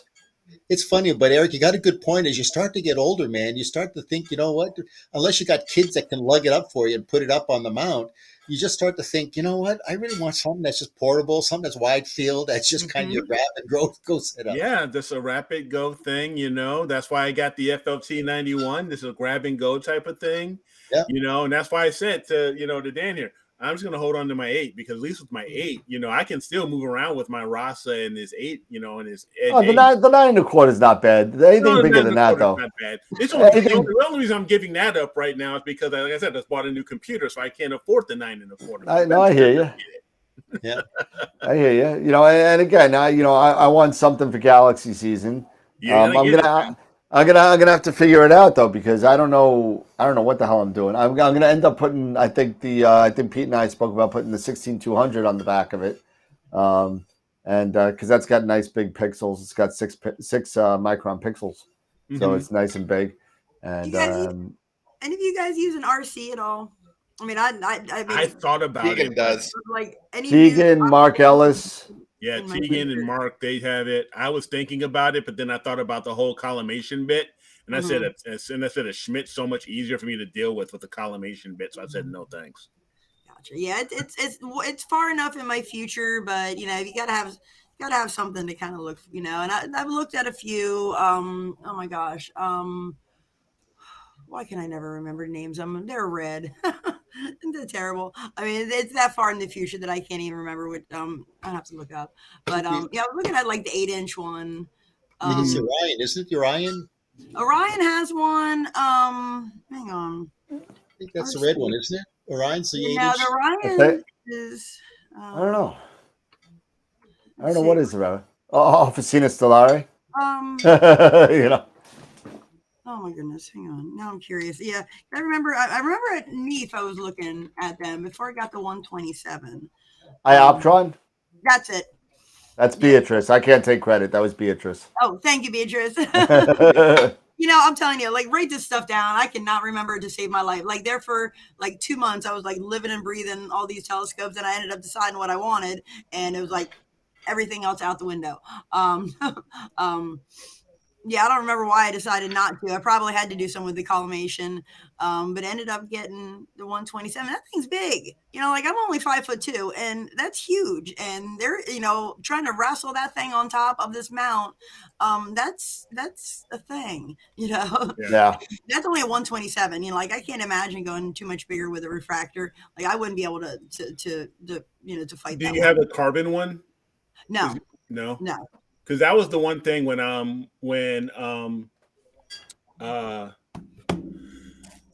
I can't remember. I'm losing it. It only gets worse, man. I know. I know. But when I was loaned that Explore Scientific 152. 152, yeah. Yeah. It was a carbon fiber. And I couldn't imagine if that was like a William Optics or an aluminum. Aluminum. Woo! Oh my God. That would be like close to 30 pounds. Yeah. If not more. Yeah, that thing, when I got it, I mean, because, I ended up getting it, and I got it 2 years ago, like during NEAF, like the sales they were having online during NEAF, and I ended up getting it. It was, and then I get this thing home, and I'm like, oh my gosh, and my husband comes home and this thing's sitting on the bed. At the time I'm like, I hadn't really planned on this. Okay. It's big, like, of course you know what the size is, but then you actually see this thing. I'm like, holy crap, what am I going to do with this now? Okay. So it's going to just live on the side of the bed here, at least until I can get it up on, get it up on the mount. But yeah, trying to wrestle that thing, that's, these are things that I never, I did think about, but then you put it in actual practice, and then it's, it requires a little, okay, the dogs need to go out back, and then I need you to hold the door for me so the cats don't run out, and just, making sure I'm not tripping down this and that. Well, now comes a big test for me because I've been fighting with the autofocus on the EAF with this FLT 91. For some reason, when it runs the autofocus in the plan, it always gets out of focus. But for some reason, if I run it manually, everything works great. I just don't get it. So we'll see how. So I'm monitoring it right now. It's all running under the same parameters either way, whether you do it manually or. Yeah, and that's the thing. It's all running the same way. It's not like you have different backlash or And that's my whole point. That's weird. It's really weird. So it's those floaters. It's not the focuser. It's the floaters. You got to get sucked out. You got to get the cataracts. Yeah. Right now it's making the curve. So I want to throw something out to, and again, there's nothing to this. Don't everybody jump the gun here. I want to throw this out to everybody that's watching, and you guys being hosts and girls and whatever. But the whole thing is that we know that NEAF is not going to be happening. Unfortunately, again, 3rd year running, I think, right? Mm-hmm. So, what would you think if we could get some people to do? The odds are that they're not going to do a virtual NEAF either. It looks like there's nothing out there saying that they're going to do anything. The conversation has not been had by anybody.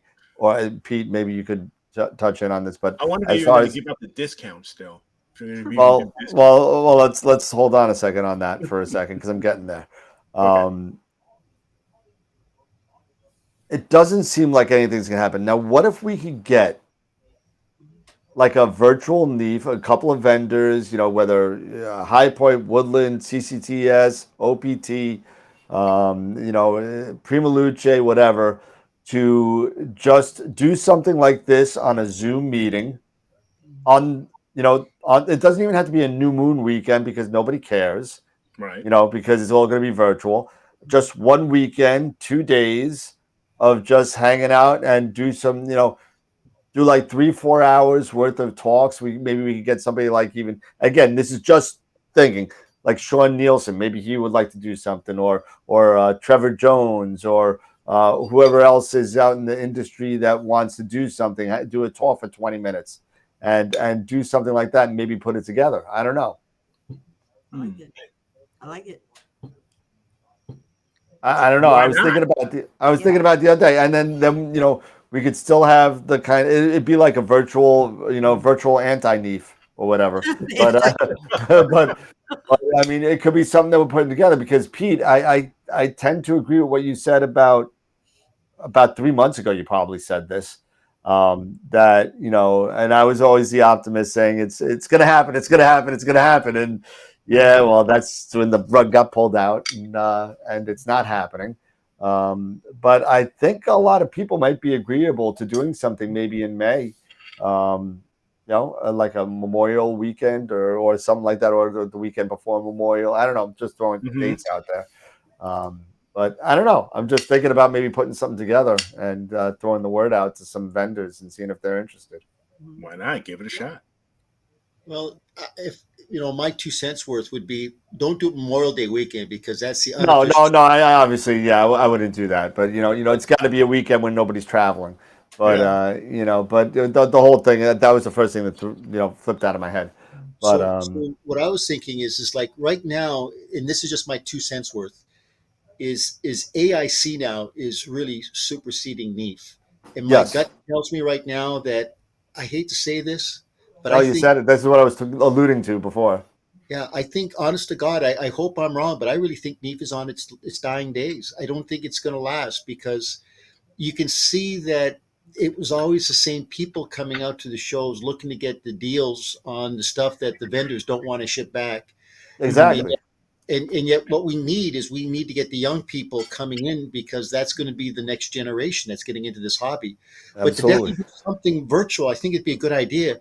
It would take a lot of background effort for somebody or a group of people to really pull this thing together. It's going to definitely take a lot of time, but it would be a good idea.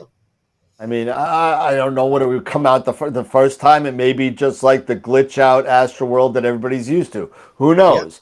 But you know, again, this is something that I was thinking of in general. And George Lutch came up with the title, the first annual AstroWorld Virtual Forum. but Nice. I don't know. I don't know if it'd be worth it. Maybe I'll send out some emails and see if anybody's interested in doing something like that. Yeah. If anyone bites, you know, I mean, if not, it'll be fun. You know, I mean,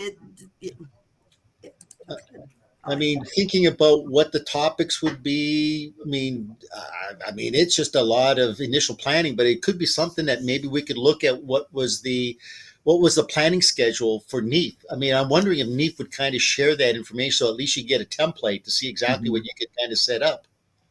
You know, I mean, I don't even know. I don't even know if that's even necessary if we want to do our own thing. Oh yeah, You yeah. know what I mean? So if we get people like, hey, listen, Trevor Jones, come on and talk about this. You can talk about whatever you want. You got 20 minutes between blah blah blah, and you're on. And I could literally run it from my house. You know, I could, just like I run the show, I could run it from my house and pump it out to YouTube and everything like that. Yeah. I could do it just like I do the show.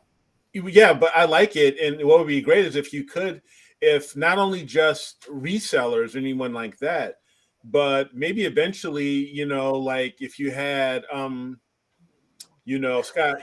Roberts, from Explore Scientific, just, talking about some new equipment that's coming from. Yeah, no, he would do it. Or, someone from Celestron, someone from Ioptron, talking about new mounts or new RCs or whatever. And they, and they do it virtually. So you have a Zoom meeting or like right now we have, we're using Melon, and then they can actually display, their products and talk about this stuff that's coming. I think it would be kind of interesting. Yeah, and if we sit there, we do the whole. You can do a Pimp My OTA. Yeah, I saw that, George. Pimp my OTA. So what topics would you guys that are listening want to do? Like what would why don't we throw that? That's a great idea, Jess. That's a great idea. Let's throw it out to the membership and say, hey, what would you guys like to see in something like that? I think that'd be interesting because, I could call the people and Peter could call the people and Eric and everybody could call the people and see if they're interested in doing something like that. But I'll say this right off the bat. Don't expect NEAF quality the first time out trying to plan this in 6 weeks. I'm telling you that right now. This is what you're going to get. This is what you're going to get. Maybe a little bit better because I'm not having to do any talking. I can just concentrate on the production. And maybe we can even get Jason to run it if he's not working. Yeah. What about, okay, so here's another one for you. What about you guys, you listeners out there that have, these, specific, skills, your specialties, what about getting some, just throwing that out there, anybody that might want to come on and tell us about your what it is you're doing out there that's different and unique that we'd love to hear about. I would love that because I would even love to see if we can get DJ on to talk about solar, because he does a lot of solar, as well as his ZW. He and Simon talking about ZWO products and and their take on the ASI Air, the AM5, stuff like that. All of this stuff. Who knows? I think it'd be really cool. And you know what? Not for nothing. It doesn't even have to be live for them. They could send a recorded segment. Right. And, and I could just play it. Give me a 15-minute recorded segment. I'll throw it on it, and I'll tell you what time it's going to go on. Yep. And it doesn't have to be an all-day thing because that NEAF was, 10 to 6? Something like that. It doesn't have to be like that because even virtual NEAF wasn't 10 to 6. They had some talkers up till about 3 o'clock, and then they replayed everything. I mean, heck, we're already getting ideas, data organization, how to choose the right camera. Who's going to brew Scott coffee? Yeah. Hogarth, intro to solar photography. Yeah, Scott needs coffee. Turning a beginner's job into an AP powerhouse. They've got some Ideas. some ideas are out here. Are you writing those down? Repurposing Allen keys. Never gonna get old. Yeah. It's gonna be like 95 years old. Someone's gonna talk about Allen keys to me. Oh my God. Tom just saying he doesn't have any special skills. Tom Bramwell, hey Tommy, what's going on, man? Right. You have plenty of special skills. Tom, I don't know if you heard this, but for those of you guys that don't know Tom Bramwell, he is head of Prima Luce USA. He just popped on. And by the way, Tom, we're throwing around the idea of doing a NEAF-ish type thing sometime in May. I don't know. Tell me what you think. NEAF-ish. NEAF-ish. That's a new word right there. That's a Danism. We need a better NEAF-ish. NEAF-ish. It's a neat fish. But no, I think it would be kind of cool, if we could reach out, to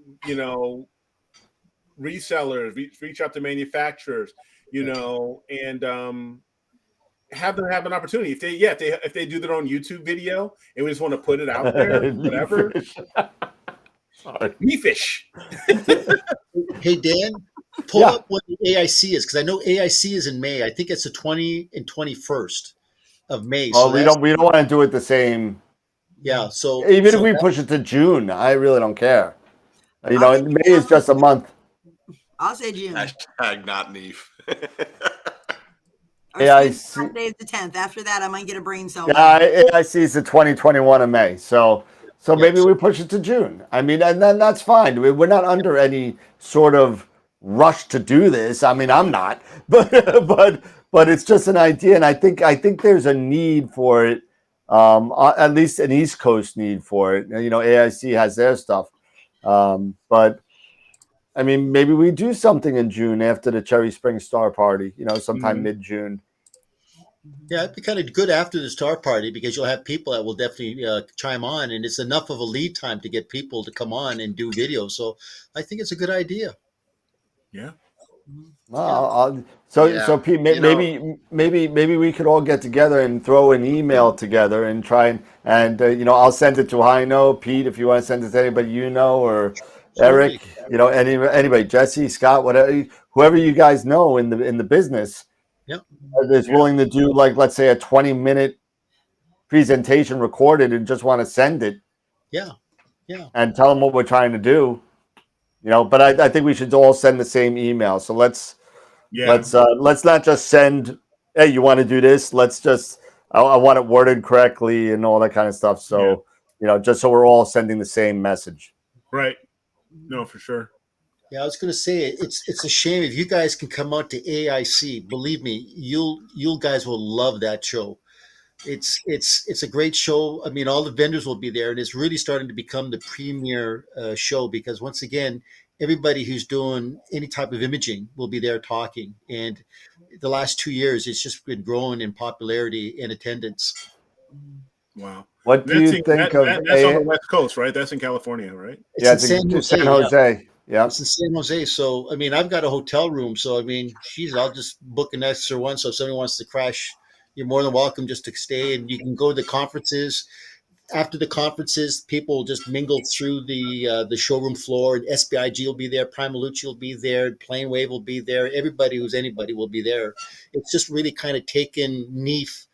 It's really taken NEAF's spot now. It's really becoming quite the imaging conference. Well, I gotta say that I don't know if you could consider AIC and NEAF competitors, because of just when they were live together. Yep. It's one was for the East Coast, one was for the West Coast. I mean, that's don't get me wrong. People from all over the world go to AIC. People from all over the world went to NEAF. So yes, AIC had a lot, or has a lot of a larger following than NEAF does. Mm-hmm. But NEAF, I think the thing is that you go to NEAF once, twice, it's kind of cool, but they just have it in the gymnasium. I mean, Yeah. at least AIC is held in the San Jose Conference Center, which is kind of cool. So, but I Yeah. think that if maybe the people are running NEAP, if they decided to say maybe we get a better venue, because you could bring people in from probably Europe, right? Because you're on the East Coast. But Oh, but there are plenty of people from Europe that come, in Canada, and and yeah. there are plenty of people. Oh yeah, they come. That's like it's just the idea of just keeping it in like a school gymnasium. I mean, it's what a college gymnasium, Yeah, it's Yeah, a it's like Rockland Community College. community college. Yeah. Exactly. There's got to be like We- some kind of maybe a it- conference center that they could. It's kind of like nothing else, so it's okay type Yeah. thing. Because it's always been there. Yeah. Right. As far as I know, it's always been there. But the smell of Jim Scott's and telescope. I love the smell of napalm in the morning. Tom is right, man. San Jose at night is a lot of fun, man. It's a blast down there at the conference center. Yeah, I'm most likely not going to make it this year. I will definitely try and make it next, but this year is not going to happen. It's just not realistic. I mean, literally, it's 2 months away. Yeah. My vacation's already booked, so I can't even do anything with my boss. But Not for nothing, but I'd like to see something happen, down here in Florida for a conference like that. I could very easily see, doing something at one of the convention centers at Walt Disney World, especially if you got one near Epcot, because Epcot has got some of the most amazing science stuff that's tailored not just for everybody, but specifically goes for kids. And if we could do something astronomy wise to capture, like Pete was saying, that next generation, I mean, EAA is a no brainer. I think that the attention span of most teenagers is about 30 seconds. Yeah, I'm gonna back you up on that one, Scott. you better. I'm telling you, like, I feel like I've been hit by a Mack truck full of teenagers this week, and yeah, it's about 15 seconds right now. So. Yeah. And if there's one thing that Walt Disney World does really well, besides of course crowd control, is capturing imagination. And it wouldn't be a very hard sell at all to do something with astronomy. For and with Walt Disney World. I mean, can you imagine doing that kind of a convention in that venue? No. Yeah, but no, I can't. Yeah, I would love it, but I don't know. That would be the biggest thing. Is like if you're talking Disney, that's big. That's really big. So I don't know. Given the community, who knows? It could be possible, but that would. Well, I don't know what you guys know about Disney. For me, I'm thinking that would be maybe a bit of a stretch, but maybe something in Orlando, sure, that wouldn't be a bad idea. But I don't know about Disney. They have many properties in Disney that are convention center. Yeah, so they do. I mean, it's tailored for doing exactly what you're talking about. They specialize in that. The park itself is great, don't get me wrong, but they have a lot of convention center stuff. Yeah, but you gotta, to Mark's point, you are gonna pay for it, and it's not free. Let me tell you something. McDonald's has had a partnership with Disney World for about 50 years. Okay. And we have had on a number of occasions the park shut down for just McDonald's employees to go play. Yeah. And and that's happened on a number of times. But let me tell you something. I would not want to see that bill. I'm sure we didn't get it for free, and we're friends. What's interesting too, Dan, is as I said, I wish I had a contact at NEAT, because they always have guest speakers. Wouldn't it be great if we could kind of reach out to who those guest speakers that they had lined up and just say, hey, look, this is what we've got here. Absolutely. Now, it would be a great idea. Pete, I actually have the only other person in the entire world, other than you guys, that I know that's into astronomy at all. A colleague of mine that I accidentally found. He's on the other side of the building at the middle school, and he has some friends in the Rockland Astronomical Society, I think, is whatever. Rockland, yeah, RAAC, yeah. And he's been volunteering at NEAF. He was actually, he and I were going to put in for professional development days for work, and be like, we're going up to help out. He has some people that he knows up there, and I can reach out to him tomorrow and see. Yeah. I shot him a text when I saw that it was, that it was shut down, that they canceled it. And he's like, wait a minute, I just got an email this morning. They were looking for volunteers, like literally this morning. He's like, hang on. And then, of course we've done, just as, trying to get together and, have a conversation about that. But long story short is he does have some contacts there. I'll see if I can find out if they had, what they had on the schedule. So I'll get back to you. Cool. That'd be great. Again, this is just something that I'm throwing out there. Maybe we need to talk about this a little bit more offline. But I think that it's possible. I really think it is. I think with all the contacts that we have, I definitely think it's possible to come up with something that can happen instead of NEAF. Astrophotography or just and I know NEAF, that it's general astronomy, NEAC more towards the imaging. Would we want to keep our NEAF-ish event, just astrophotography or general astronomy as well? Well, I think that's something that we need to talk about.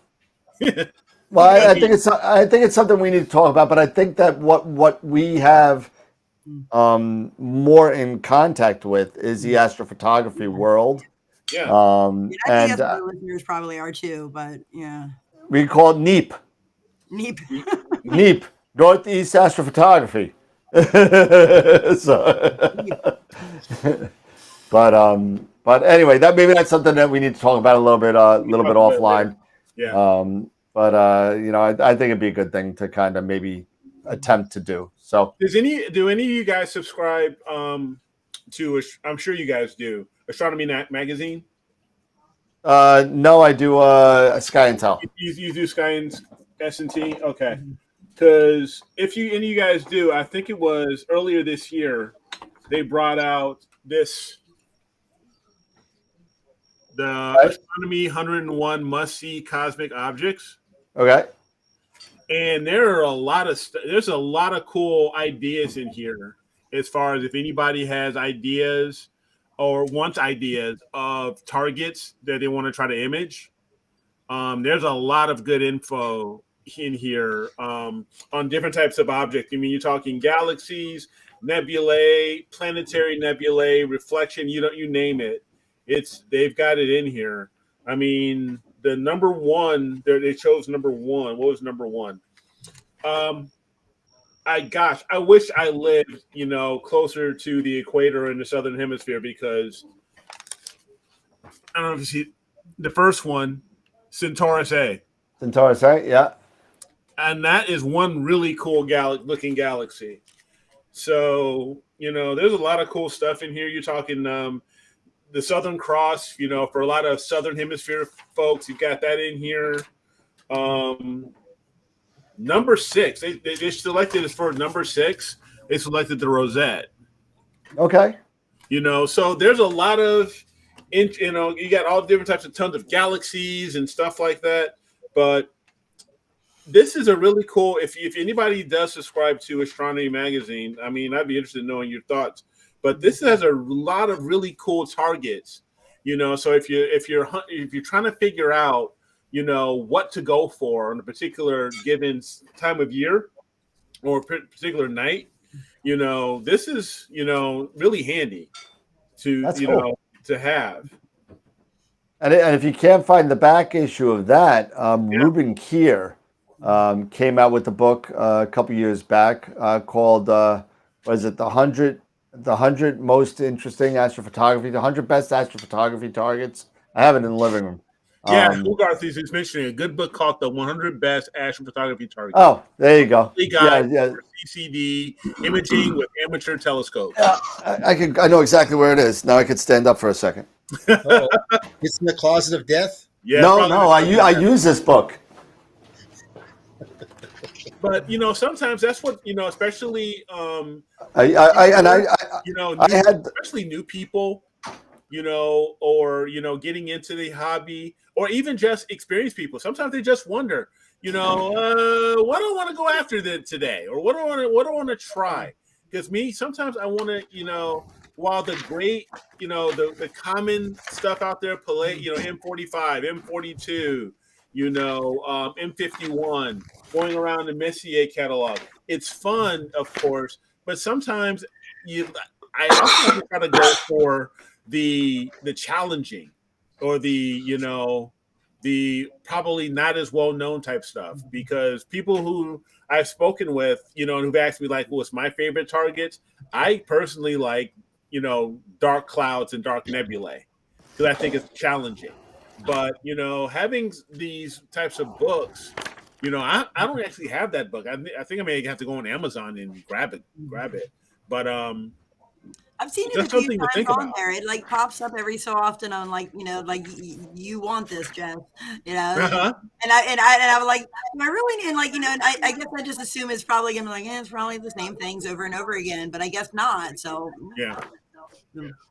So this is the book that I actually had the pleasure of meeting Mr. Keir about 10 years ago, when he came out with the first edition of this. And the thing that's really good about this book is it's done by month. Nice. So it will tell you, okay, so March, let's see, March 20, let's see, I thought I saw. So February 14th is the Cone Nebula and the Christmas tree. Okay?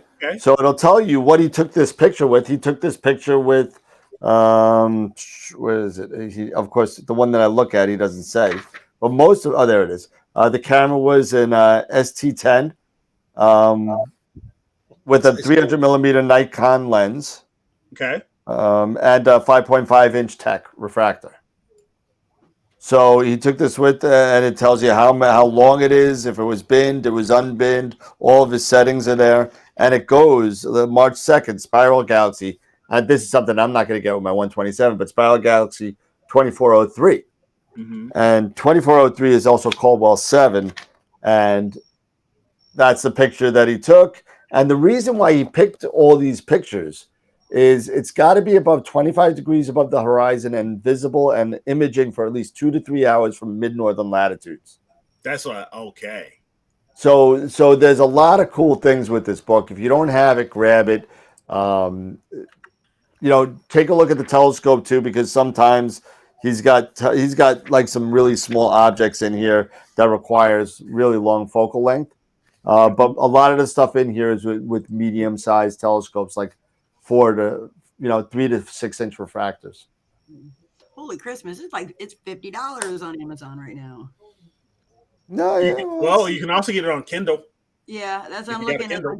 It's like $15 to rent, and then on Kindle. I don't remember. I don't remember what I bought it for. I bought it when I met the guy.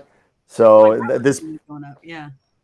This like I'm over here looking and going, okay, it's popped up on here before. My goodness. Let's see this book. I don't even see the year. I need my glasses. But this book's 15 years old, 2009. Okay. So good book. So check it out.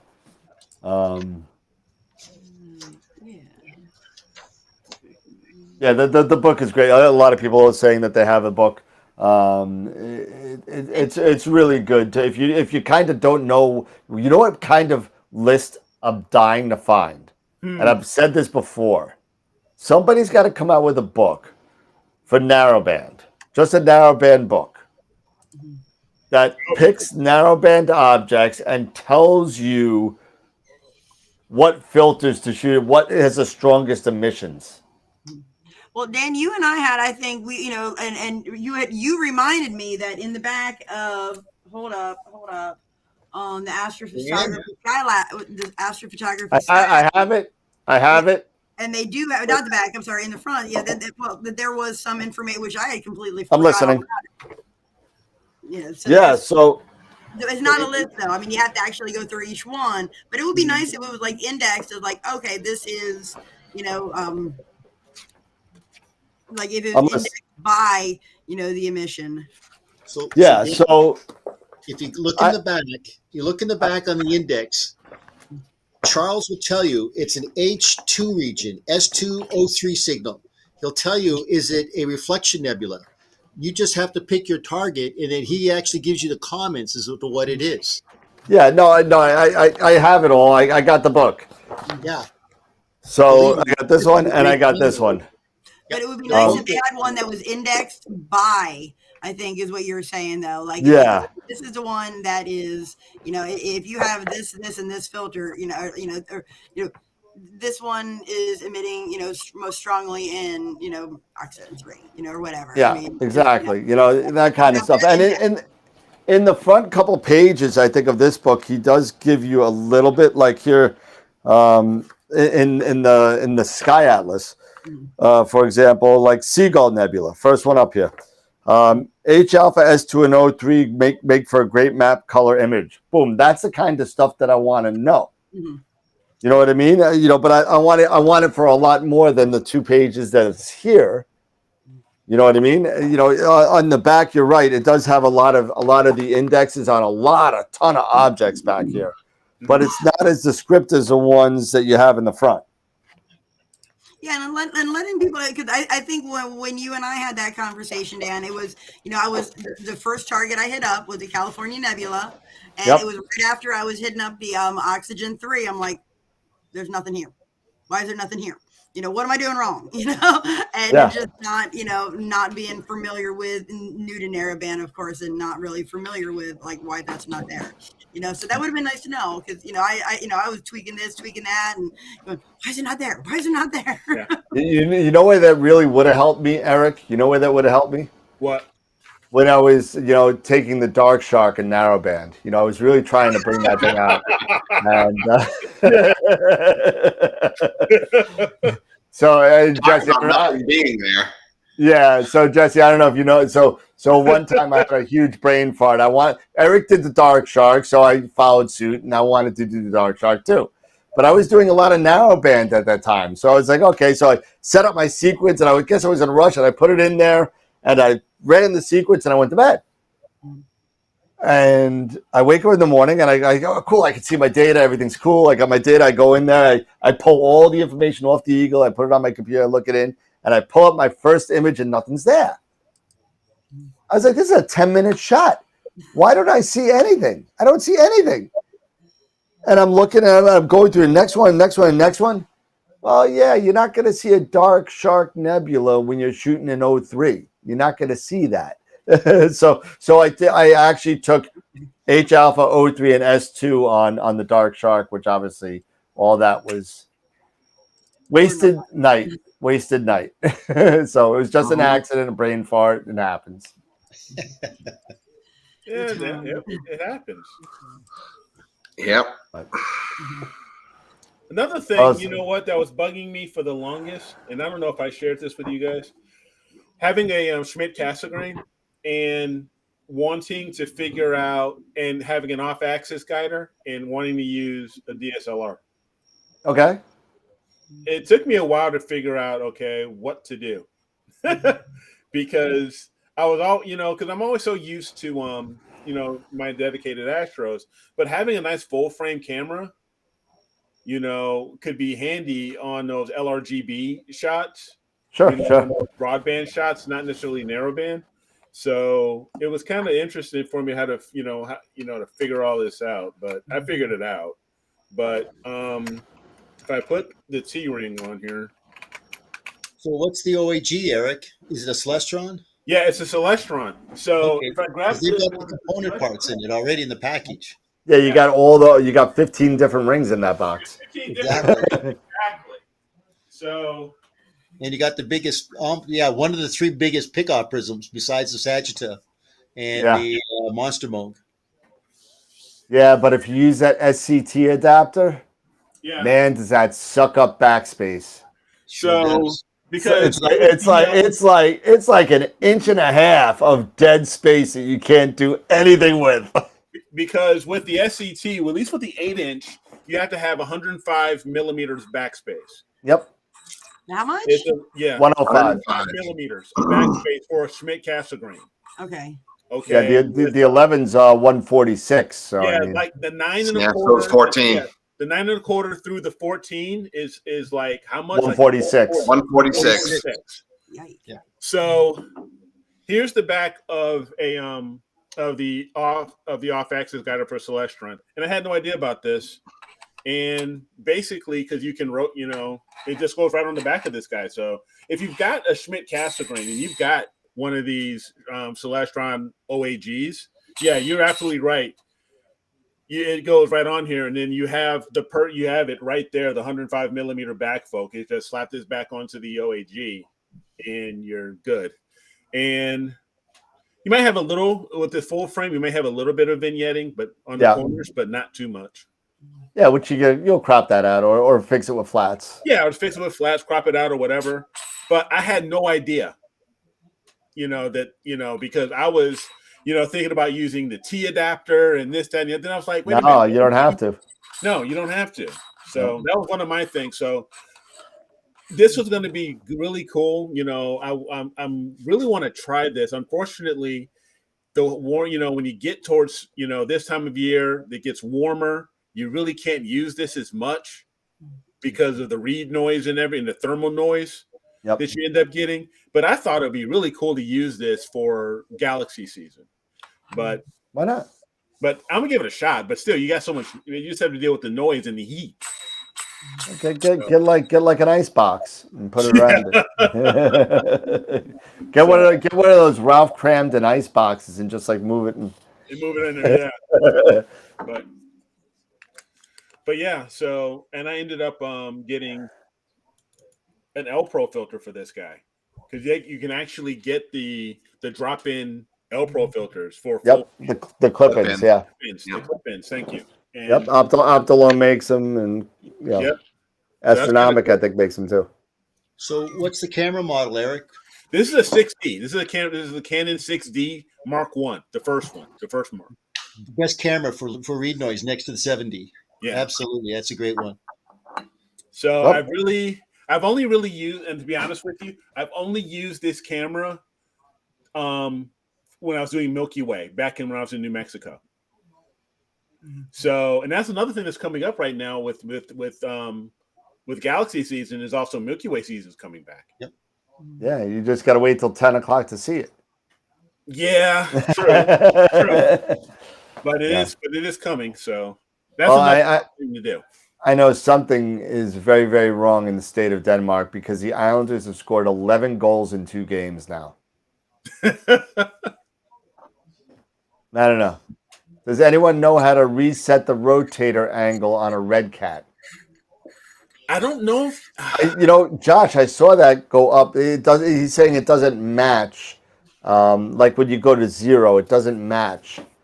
With those manual rotators, it's tough because where that thread stops is where that thread stops. Because I still have I have it with the FLT91. Yep. It doesn't matter. There's no way to change the scale on it. No. The only thing that you could do maybe with Nina, if you really want to kind of get anal with it, is reset to 0 on Nina, make it 0, but keep an eye on what your actual number is on the rotator. So if your rotator says 32, then 32 is actually 0. So you just got to minus 32 from whatever you're doing. That's one way to do it. I honestly don't really care what the rotator says. I just do what the plate solving tells me to do. Right. But doesn't plate solving tell you what the angle is? Right, but what he's saying is that the number on the rotator doesn't match what Nina is telling him. No. Because when you're turning the camera in there, Can't go by that. 0, 0. You can't make it totally like that without having a way to change the actual scale without turning the camera. Yeah. But with the new 1.9 for the ASI Air with this Sky Atlas, it's really nice to have this. So it tells you, even though prior to the Sky Atlas, it still told you the angle, the angle of your camera sensor, of your field of view. But to have it with the Sky Atlas now, where you're actually looking at your target and you can actually see that angle, that camera sensor angle. You know, Yeah, so like what you had 87 or 89 degrees or whatever on like the thing. close So, to, close to that 90-degree mark. Because that's what I was So- kind of pointing at. yeah, so if you want, let's just make it a round number to make it easier. Let's say it's 90. Yeah. And then, it's 90, but your rotator says 130. Mhm. So now you got to change the rotator to 40, and then you're good. So you just do the math like that. And I know, Josh, it'd be so much easier if it just matched up. I know. But you know what? It's Josh, just not. get an Optech Pixis. You'll be happier. You could do that, or you could get an Arco. Believe me. You get an Arco or a Moonlight Nightcrawler or whatever. Yeah, but I mean, you just need a small rotator. I mean, Yep. the camera. So, yeah, Moonlight Focuser would be great, but you're spending at least $3,000. $3,000, yeah. You get an Optech Pixis for about maybe $1,100. It's Yeah, and Vegas has got one, and the Falcon, yep. The Falcon's got one, and then same with Primalucci. So, yeah. Yep, and they're all about $1,100. I mean, I think the Arco is $1,300. I think if I remember right for the 3-inch. Actually, that's Believe me, it's nice having automation. There's no question about it. It's awesome. And you know what's even better, because in the older Moonlights, the older Moonlight rotator, which I had, it had the second motor on the side. On the side, and Stepper it was a second stepper. So you had a stepper motor on one side for your focuser, a stepper motor on the other side for the rotator, plus another flange with ball bearings in it that would turn. And when it turned, all your wires got all screwed up, and it was just a big mess. The thing that's great about the rotators that they have now is that the rotator usually doesn't move. It's the ring inside the rotator that moves. Yep. So the rotator and everything doesn't move and screw up all your wires. It's just your camera that rotates. Yep. Which makes it a lot neater.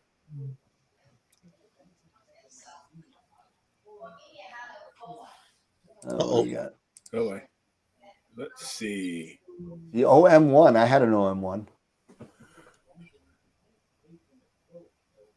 Oh no, yeah, no, I was not manual guiding. I did manual guiding once with a reticle. I quit immediately. I was so frustrated. I was so frustrated. I waited another 10 years. But all right. So got a little quiet. So all right, we're in March now. Yep. What did that book show as far as now what the top 100 or whatever it was? Like nowadays, what's the good what is out for now for March that So I showed you so for medium sized scopes? Yeah, for refractor, like your 5-inch refractor, your mid-size, scope, stuff like that. A couple of open clusters, M67. Is M67 over there that's the Leo triplet, isn't it? No, it's in Cancer. Okay, that's M66. Okay, I'm thinking M66. Sorry. Yep. And another Galaxy 2903. Okay. Nice spiral Galaxy. Nice.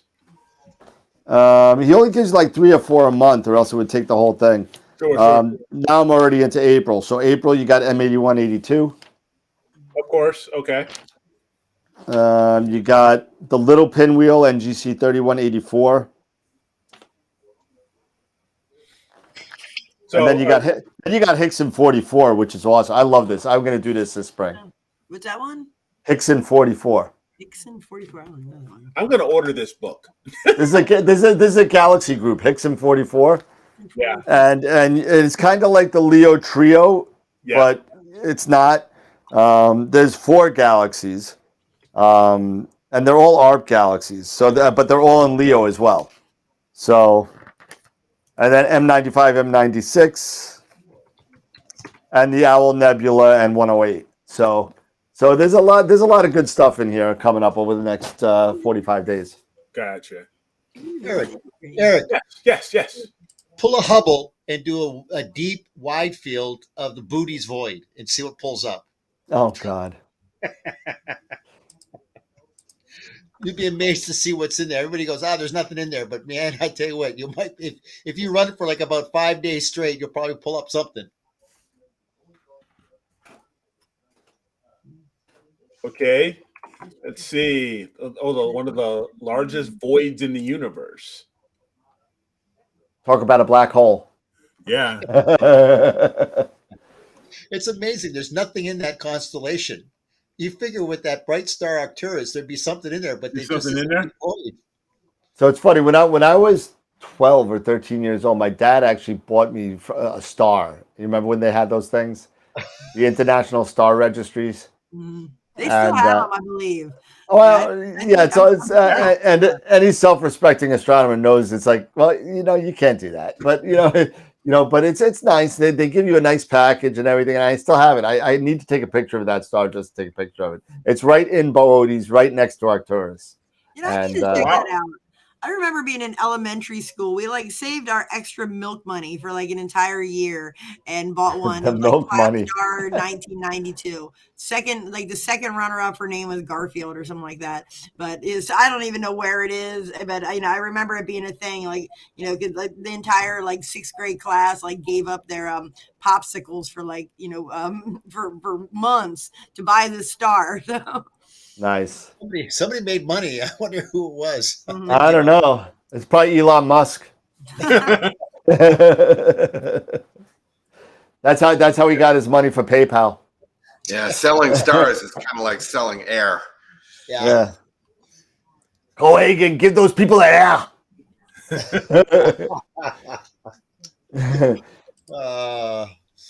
you at the party, Richter. So the first picture I came up with, I looked up this Hickson 44, and it is amazing. But somebody has added the diffraction spikes. It was just one of the first pictures, and they've added the diffraction spikes to some of the larger stars. And it's I just zoomed in the picture. I'm like, no. Well, it could be a Newtonian that has the diffraction spikes. Well, I'm looking at it. I don't know. Maybe now I've not done that, and I've actually thought about doing that because I like the spikes. I think they look really cool in the bigger stars. I know there's probably an opinion on that one. So I've thought of stringing the fishing line across mine just to see what happens. But I'm looking at it, and it almost looks like they added them in. And it's definitely possible. There is software that does do that. Yeah, I know in the actions in Photoshop, that you can add them in, and I've tried that in there, and never once have I come up with a pleasing result with it. So, and I think that's what I just happened to pick up. But I'm like, but these galaxies are so cool looking. Speaking of galaxies, have you guys? I'm sure you guys have seen the Hubble shot of the ultra wide, the ultra deep field. Yep. Oh my gosh. We're not going to be able to get that. Yeah. No one's ever seen this. Do a Google search for the Hubble Deep Field. I'll share my screen here really quick. Yeah, what they did is they just pointed at it like the Booty's void. It was just a complete void, and it's incredible to see what they actually found there. Yep. And thousands. If I don't know if I'm sharing my screen or not, but you are. Oh yeah. Just look at this. So yeah. It's just absolutely amazing. So I start off my first unit that I teach, in school. The first unit we teach is just a history of the universe, and I started off with pulling this picture up for the kids and just saying, "What is this?" And they have I so far in 3 years, only 2 kids have said, "Are they galaxies?" But but when they learn that they're galaxies, these kids are just mind blown on this. Hey, Jess, you want to put stars in through software? Go to Pro Digital Astro and download all their plugins. They've got a great. They got Astro Flat and a couple other things. Yeah. I know people are doing it, and they're now. They're doing it. They're doing it successfully, and for some stars, I've thought to myself, I battle some of these stars, but maybe if you can't beat them, join them, put a diffraction spike on it, and they look kind of cool. Some of them. You don't want to kind of overpower the image by having all your stars with them, but you can pick and choose which ones you like, and you can really do some phenomenal things. Yeah, and if you have just 1 or 2 brighter stars that are otherwise just kind of there, it looks really nice. Some of them do. What was that again, B? It's called Pro Digital Astro. Pro Digital. Yeah. Pro Yeah. Digital. Cool. Okay. Yeah, you'd be amazed to see. I mean, I do that like on all my images. Is that there's a couple of stars that might have a blue halo, so I go ahead and on the inside of where the flare is, I'll just maybe increase the amount of flare, and then I'll put the spike in there just to kind of cover it up. But it really is a great little program, and it's like a plugin that you can use in Photoshop. Yep. Nice. Okay. Yeah, I will definitely check that out because like I said there's one, the California Nebula. That one, well, I don't know what the name of that star is over there, but that's one in particular. It was like a diffraction spike needs to live on that. It just needs to be there. It would just set that image. That's just me. It needs to be there. Excellent. Yeah. Oh man. Hey, what time we got? It's almost 10:30 already. Yeah. Okay. Got quiet. Everyone's George, looking at the George was numbers. mentioning, did everyone see what Elon named his daughter? Yeah. Yeah. Yeah. I thought it was something else. I thought it was like XE2JPQRSTUV. No, Something. Yeah, Exodark Sidereal. So I was like, okay. Here's an interesting one. Okay. Hold on. Yep.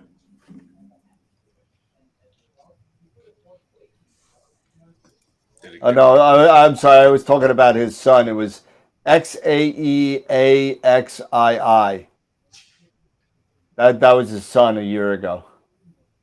Can't they just call him Bob or Bill or John? Yeah. I mean, it's Hollywood, right? Yeah. Billy Joe Jim Bob. Yeah. Yeah, look at that. I mean, they just pointed at a void. And look at the James Webb. Look what the James Webb pulled up. Whoa. Same image, same area, That's right? what Same I was picture. talking about. That's the deep field Wow. from Hubble. Look at what Webb did. Wow. No, that's a simulated image of what Webb. Yeah, that's not real yet. I don't think we have any I was gonna say, images wait a yet. minute. That's not supposed to be kicking out anything until like June or July. Right. Yeah. That's what they think that's going to come out. So that's like the teaser trailer right here. Pretty much, yeah. Okay. Fake news, fake news. Yep. Exactly. Clickbait. That's clickbait. Sorry, more clickbait. Yeah, exactly. On talking about I'd like be interested, web guys. clickbait, there is some serious web clickbait out there. It's you'll never believe. No, you couldn't guess what Webb found. Like, yeah, no, I couldn't No. because I'm not doing anything yet. There's not anything yet. Yeah. No, it's still doing its collimation routines. Yeah. You know, it's funny when you think about it. In our lifetime, what is it that we've actually been exposed to and we've seen? I know. I've been thinking about that. I mean, look at this. We've seen some of the greatest fights in history. And from science, I mean, we've been privy to be able to see the Hubble telescope to the James Webb telescope. I mean, I can remember back as a kid doing an assignment back in high school where I had to just do all the work through getting books. And they just kind of speculated what the atmosphere was like going to be on Uranus and Neptune. They didn't know. And now we've been privy to see Voyager and Voyager 1, Voyager 2. And the rovers on Mars. I mean, it's just a great time for just knowledge and scientific exploration. It's just an incredible time. Yep. Yeah, absolutely. For sure. Oh. All right, fellas, it's 10:30. Yep, it's about that time for me. Yeah, it's definitely that time for me. Either I need to start drinking heavy or I need to go to bed. So one of the others got to start happening. I think I'll go to bed. If you start drinking heavy, you're going to go to bed. I actually do have to work tomorrow, so that doesn't help. I'll be working at Camera Concepts tomorrow for a couple hours because there's some stuff going on over there. But anyway, all right.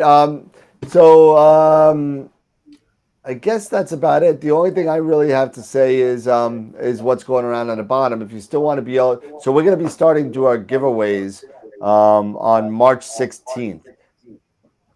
So what we're going to be giving away is there's going to be some stuff that's going to be given away on certain days, and that will be on the calendar on the website. So on the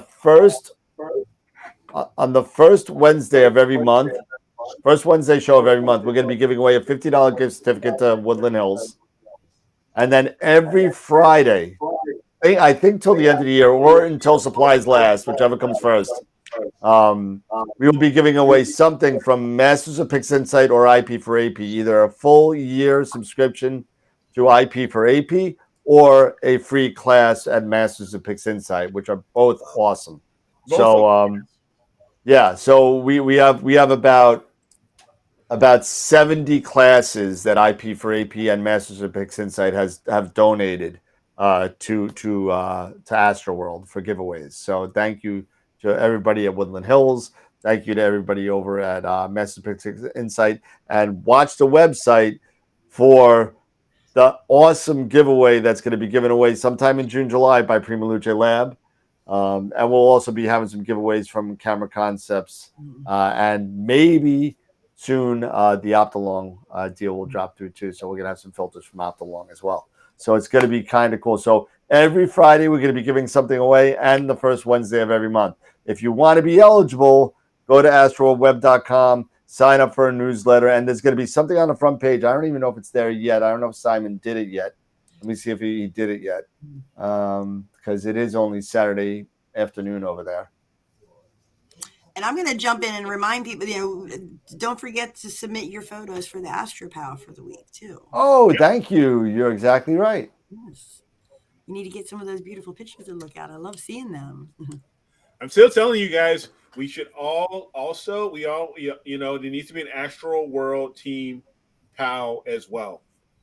Competition where the subscribers vote. We'll post our own, we can post our stuff maybe on the web or on the website or something like that, and let people vote or something. I think it would be fun.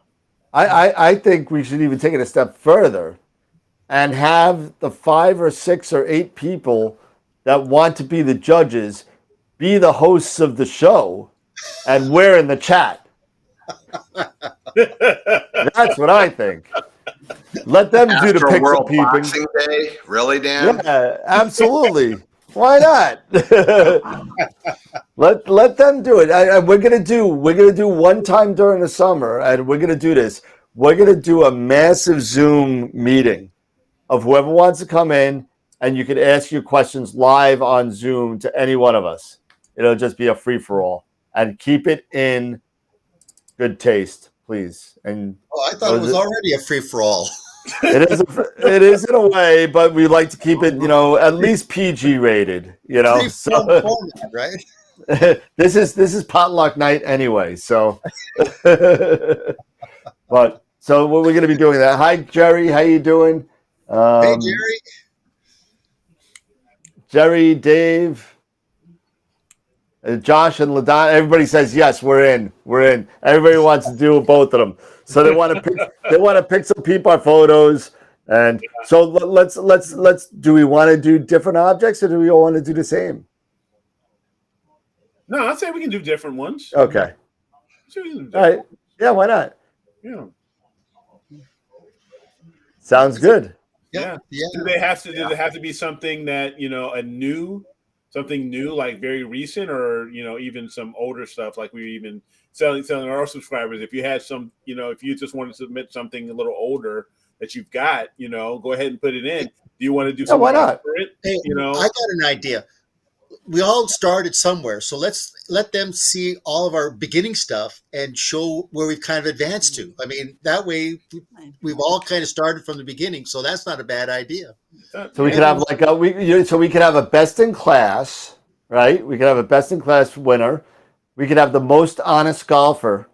So the person who had the worst and really tried hard, and then we could have the most improved. There you go. Yeah. But definitely, as I said, it's interesting that I always say keep your first photograph, because you'll always look back at that first photograph and you're going to say, wow, look at the improvement. And you'll always keep honing your skill set. And it's always good. So we should definitely pull up some of our early stuff. Yeah. You know what? You do not want to see my first picture. Oh, I've got my first picture on my screen right next to me. It's hilarious. Mine's of an uncollimated scope, so It's okay. Mine will just be a blank screen because I forgot to take the cover off. nice. Oh man, yeah. My first shots were the Owl Nebula, but I haven't done another one of the Owl Nebula. But the other one was M51 with my 8 SE in a DSLR. Oh, Hey, in my hey, little that's a good idea. DSLR. Maybe that's what we'll do is after we get enough of these good photographs from the viewer membership, we'll ask them to send us their very first ones, and we can be the judge and say, let's pick the very worst or the best of the first photographs everybody took.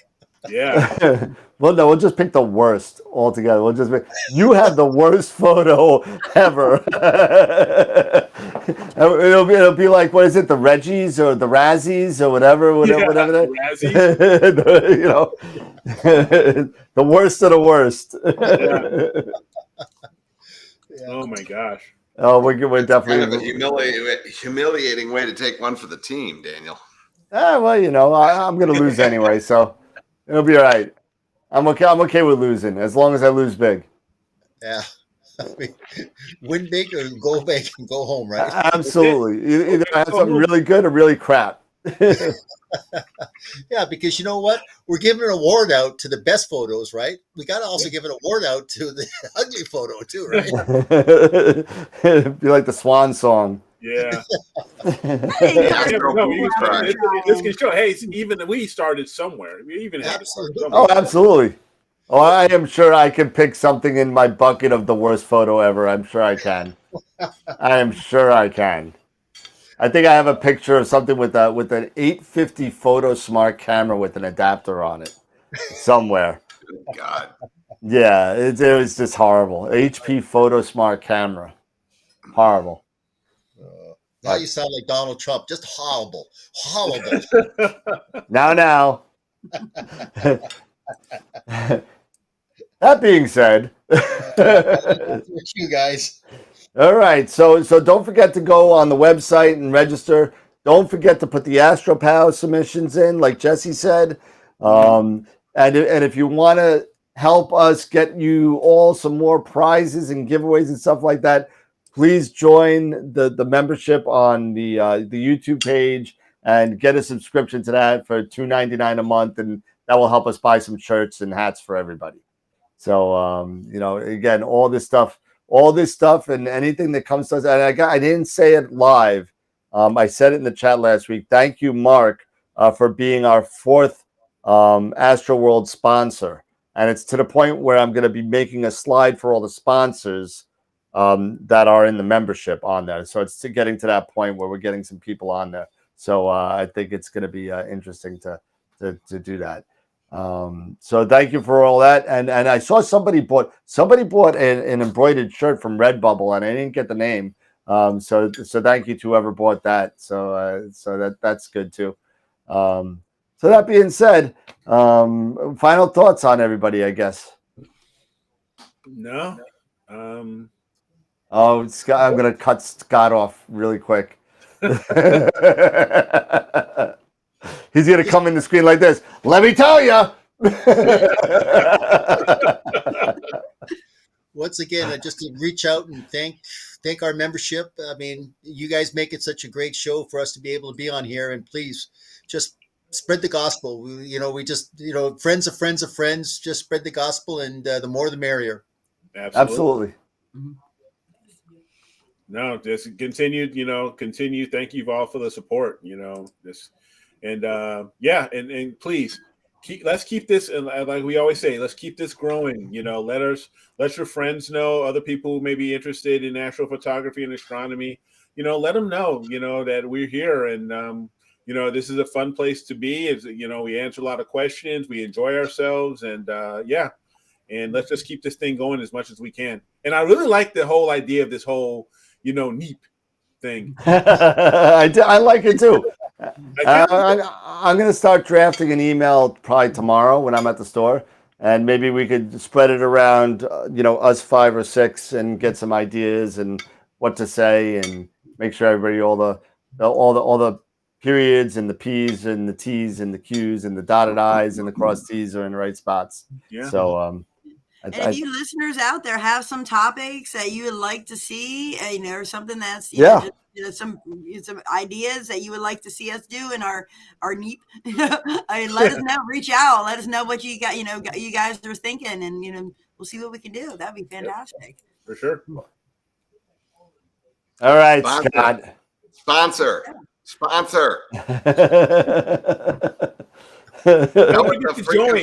Join. Send us money. Join.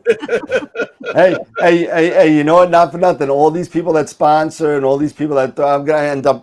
There's another thing out there. There's like a donate button when we do something live. I'm gonna be doing that too. But all this cash and stuff that everybody donates doesn't go to any of us. It doesn't go to any of us. Not a nickel. It all goes to shirts and prizes and perks and giveaways and all this kind of stuff. You know what? I'm not going to lie. It'd be nice to make money doing this, but you know what? We're not in it for that. No. We're not in it for that. We're in it for the community. We're in it for the people. We love doing it. And that's what it's all about. The reason why AstroWorld was formed was to help other people not step on the landmines that we stepped in. Yep. And I'll be dead honest with everybody on the show that's watching right now. We learn just as much as you do. Yeah, we keep doing this right. It won't be It won't be these little tiny prizes and things we're giving away. We'll be giving away telescopes. Yeah, red cats. We'll start off with red cats, and then maybe we'll get that nice 180 from William Optics eventually. But but Eddie Z became our next sponsor. Thank you, Eddie. Eddie from my buddy from Pittsburgh. So thank you so much, Eddie. Thank you for being a sponsor. Again, it's just a couple of bucks a month. You pay more for it for coffee. So but more gas now. Well, God, don't suck you down there, guys. Yeah. $4.29 a gallon, New York. I saw $5.59 in Florida. So. Crazy times. Yeah, that's gotta. I don't know where that is. Yeah, I think we're right around. The cheapest I saw it was 407. Yeah, $5.59. It was down in the Orlando area, I think, if I remember right. Yeah, that's possible.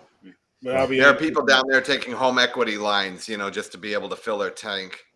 Oh God. I understand it, guys, but you know what? Things could be so much worse here, giving what's going on over there.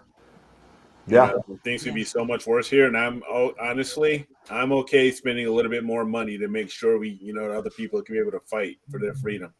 Yep. So, True that. Yeah, agreed. and keep the Texas oil drillers lifted up, because they're drilling like crazy right now. Yep.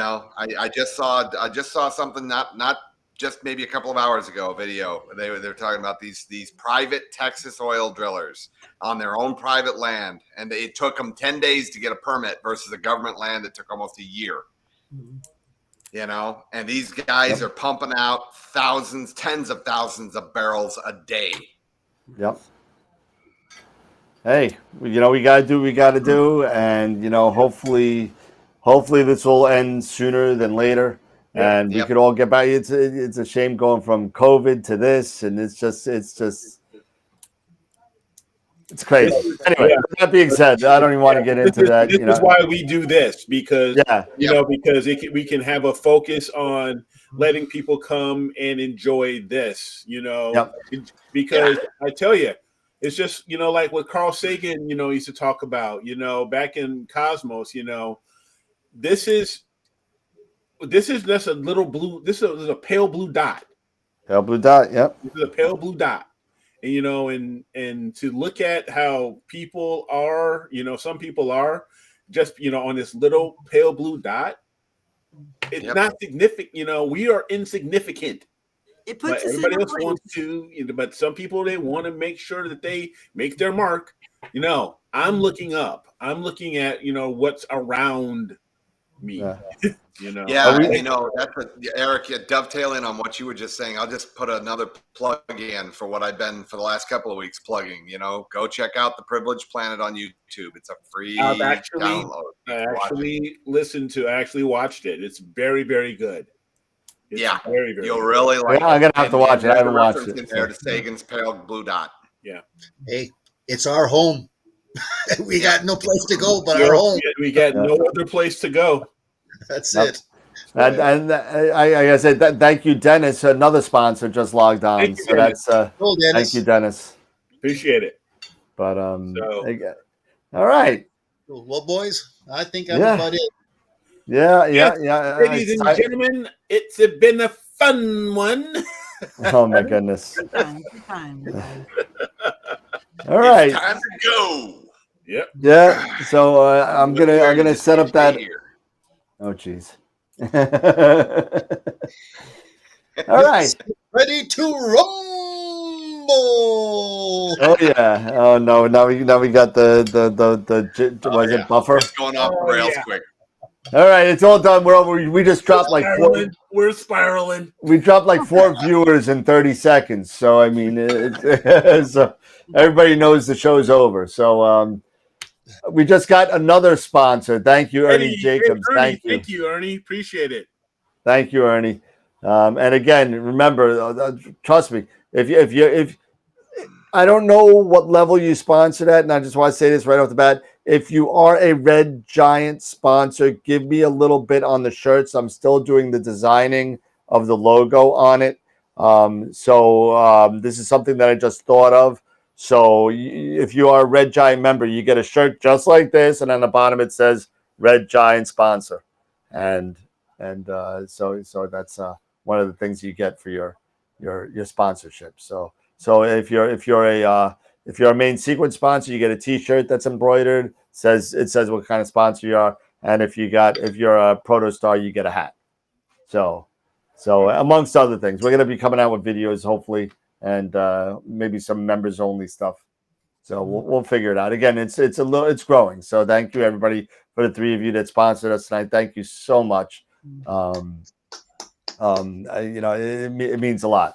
So it's just going to help us grow and help us get better and hopefully make the production a little bit better. So maybe we don't go off the rails as much as we do. But but again, thank you so much, everybody. Have a good night. And remember, as always, keep imaging, keep educating, and clear skies. And maybe we could have our closer come back on eventually, because I'm tired of saying it. I want I want Abby to come back on and say that. We used to have. Dan, you're cute, but not as cute as she is. No, I gotta give it to her. You know, she rock it and roll. But all right, guys, everybody, have a good night. Good night, Take care, everyone. and we'll see you Wednesday night. Don't forget to get your Astro Power in.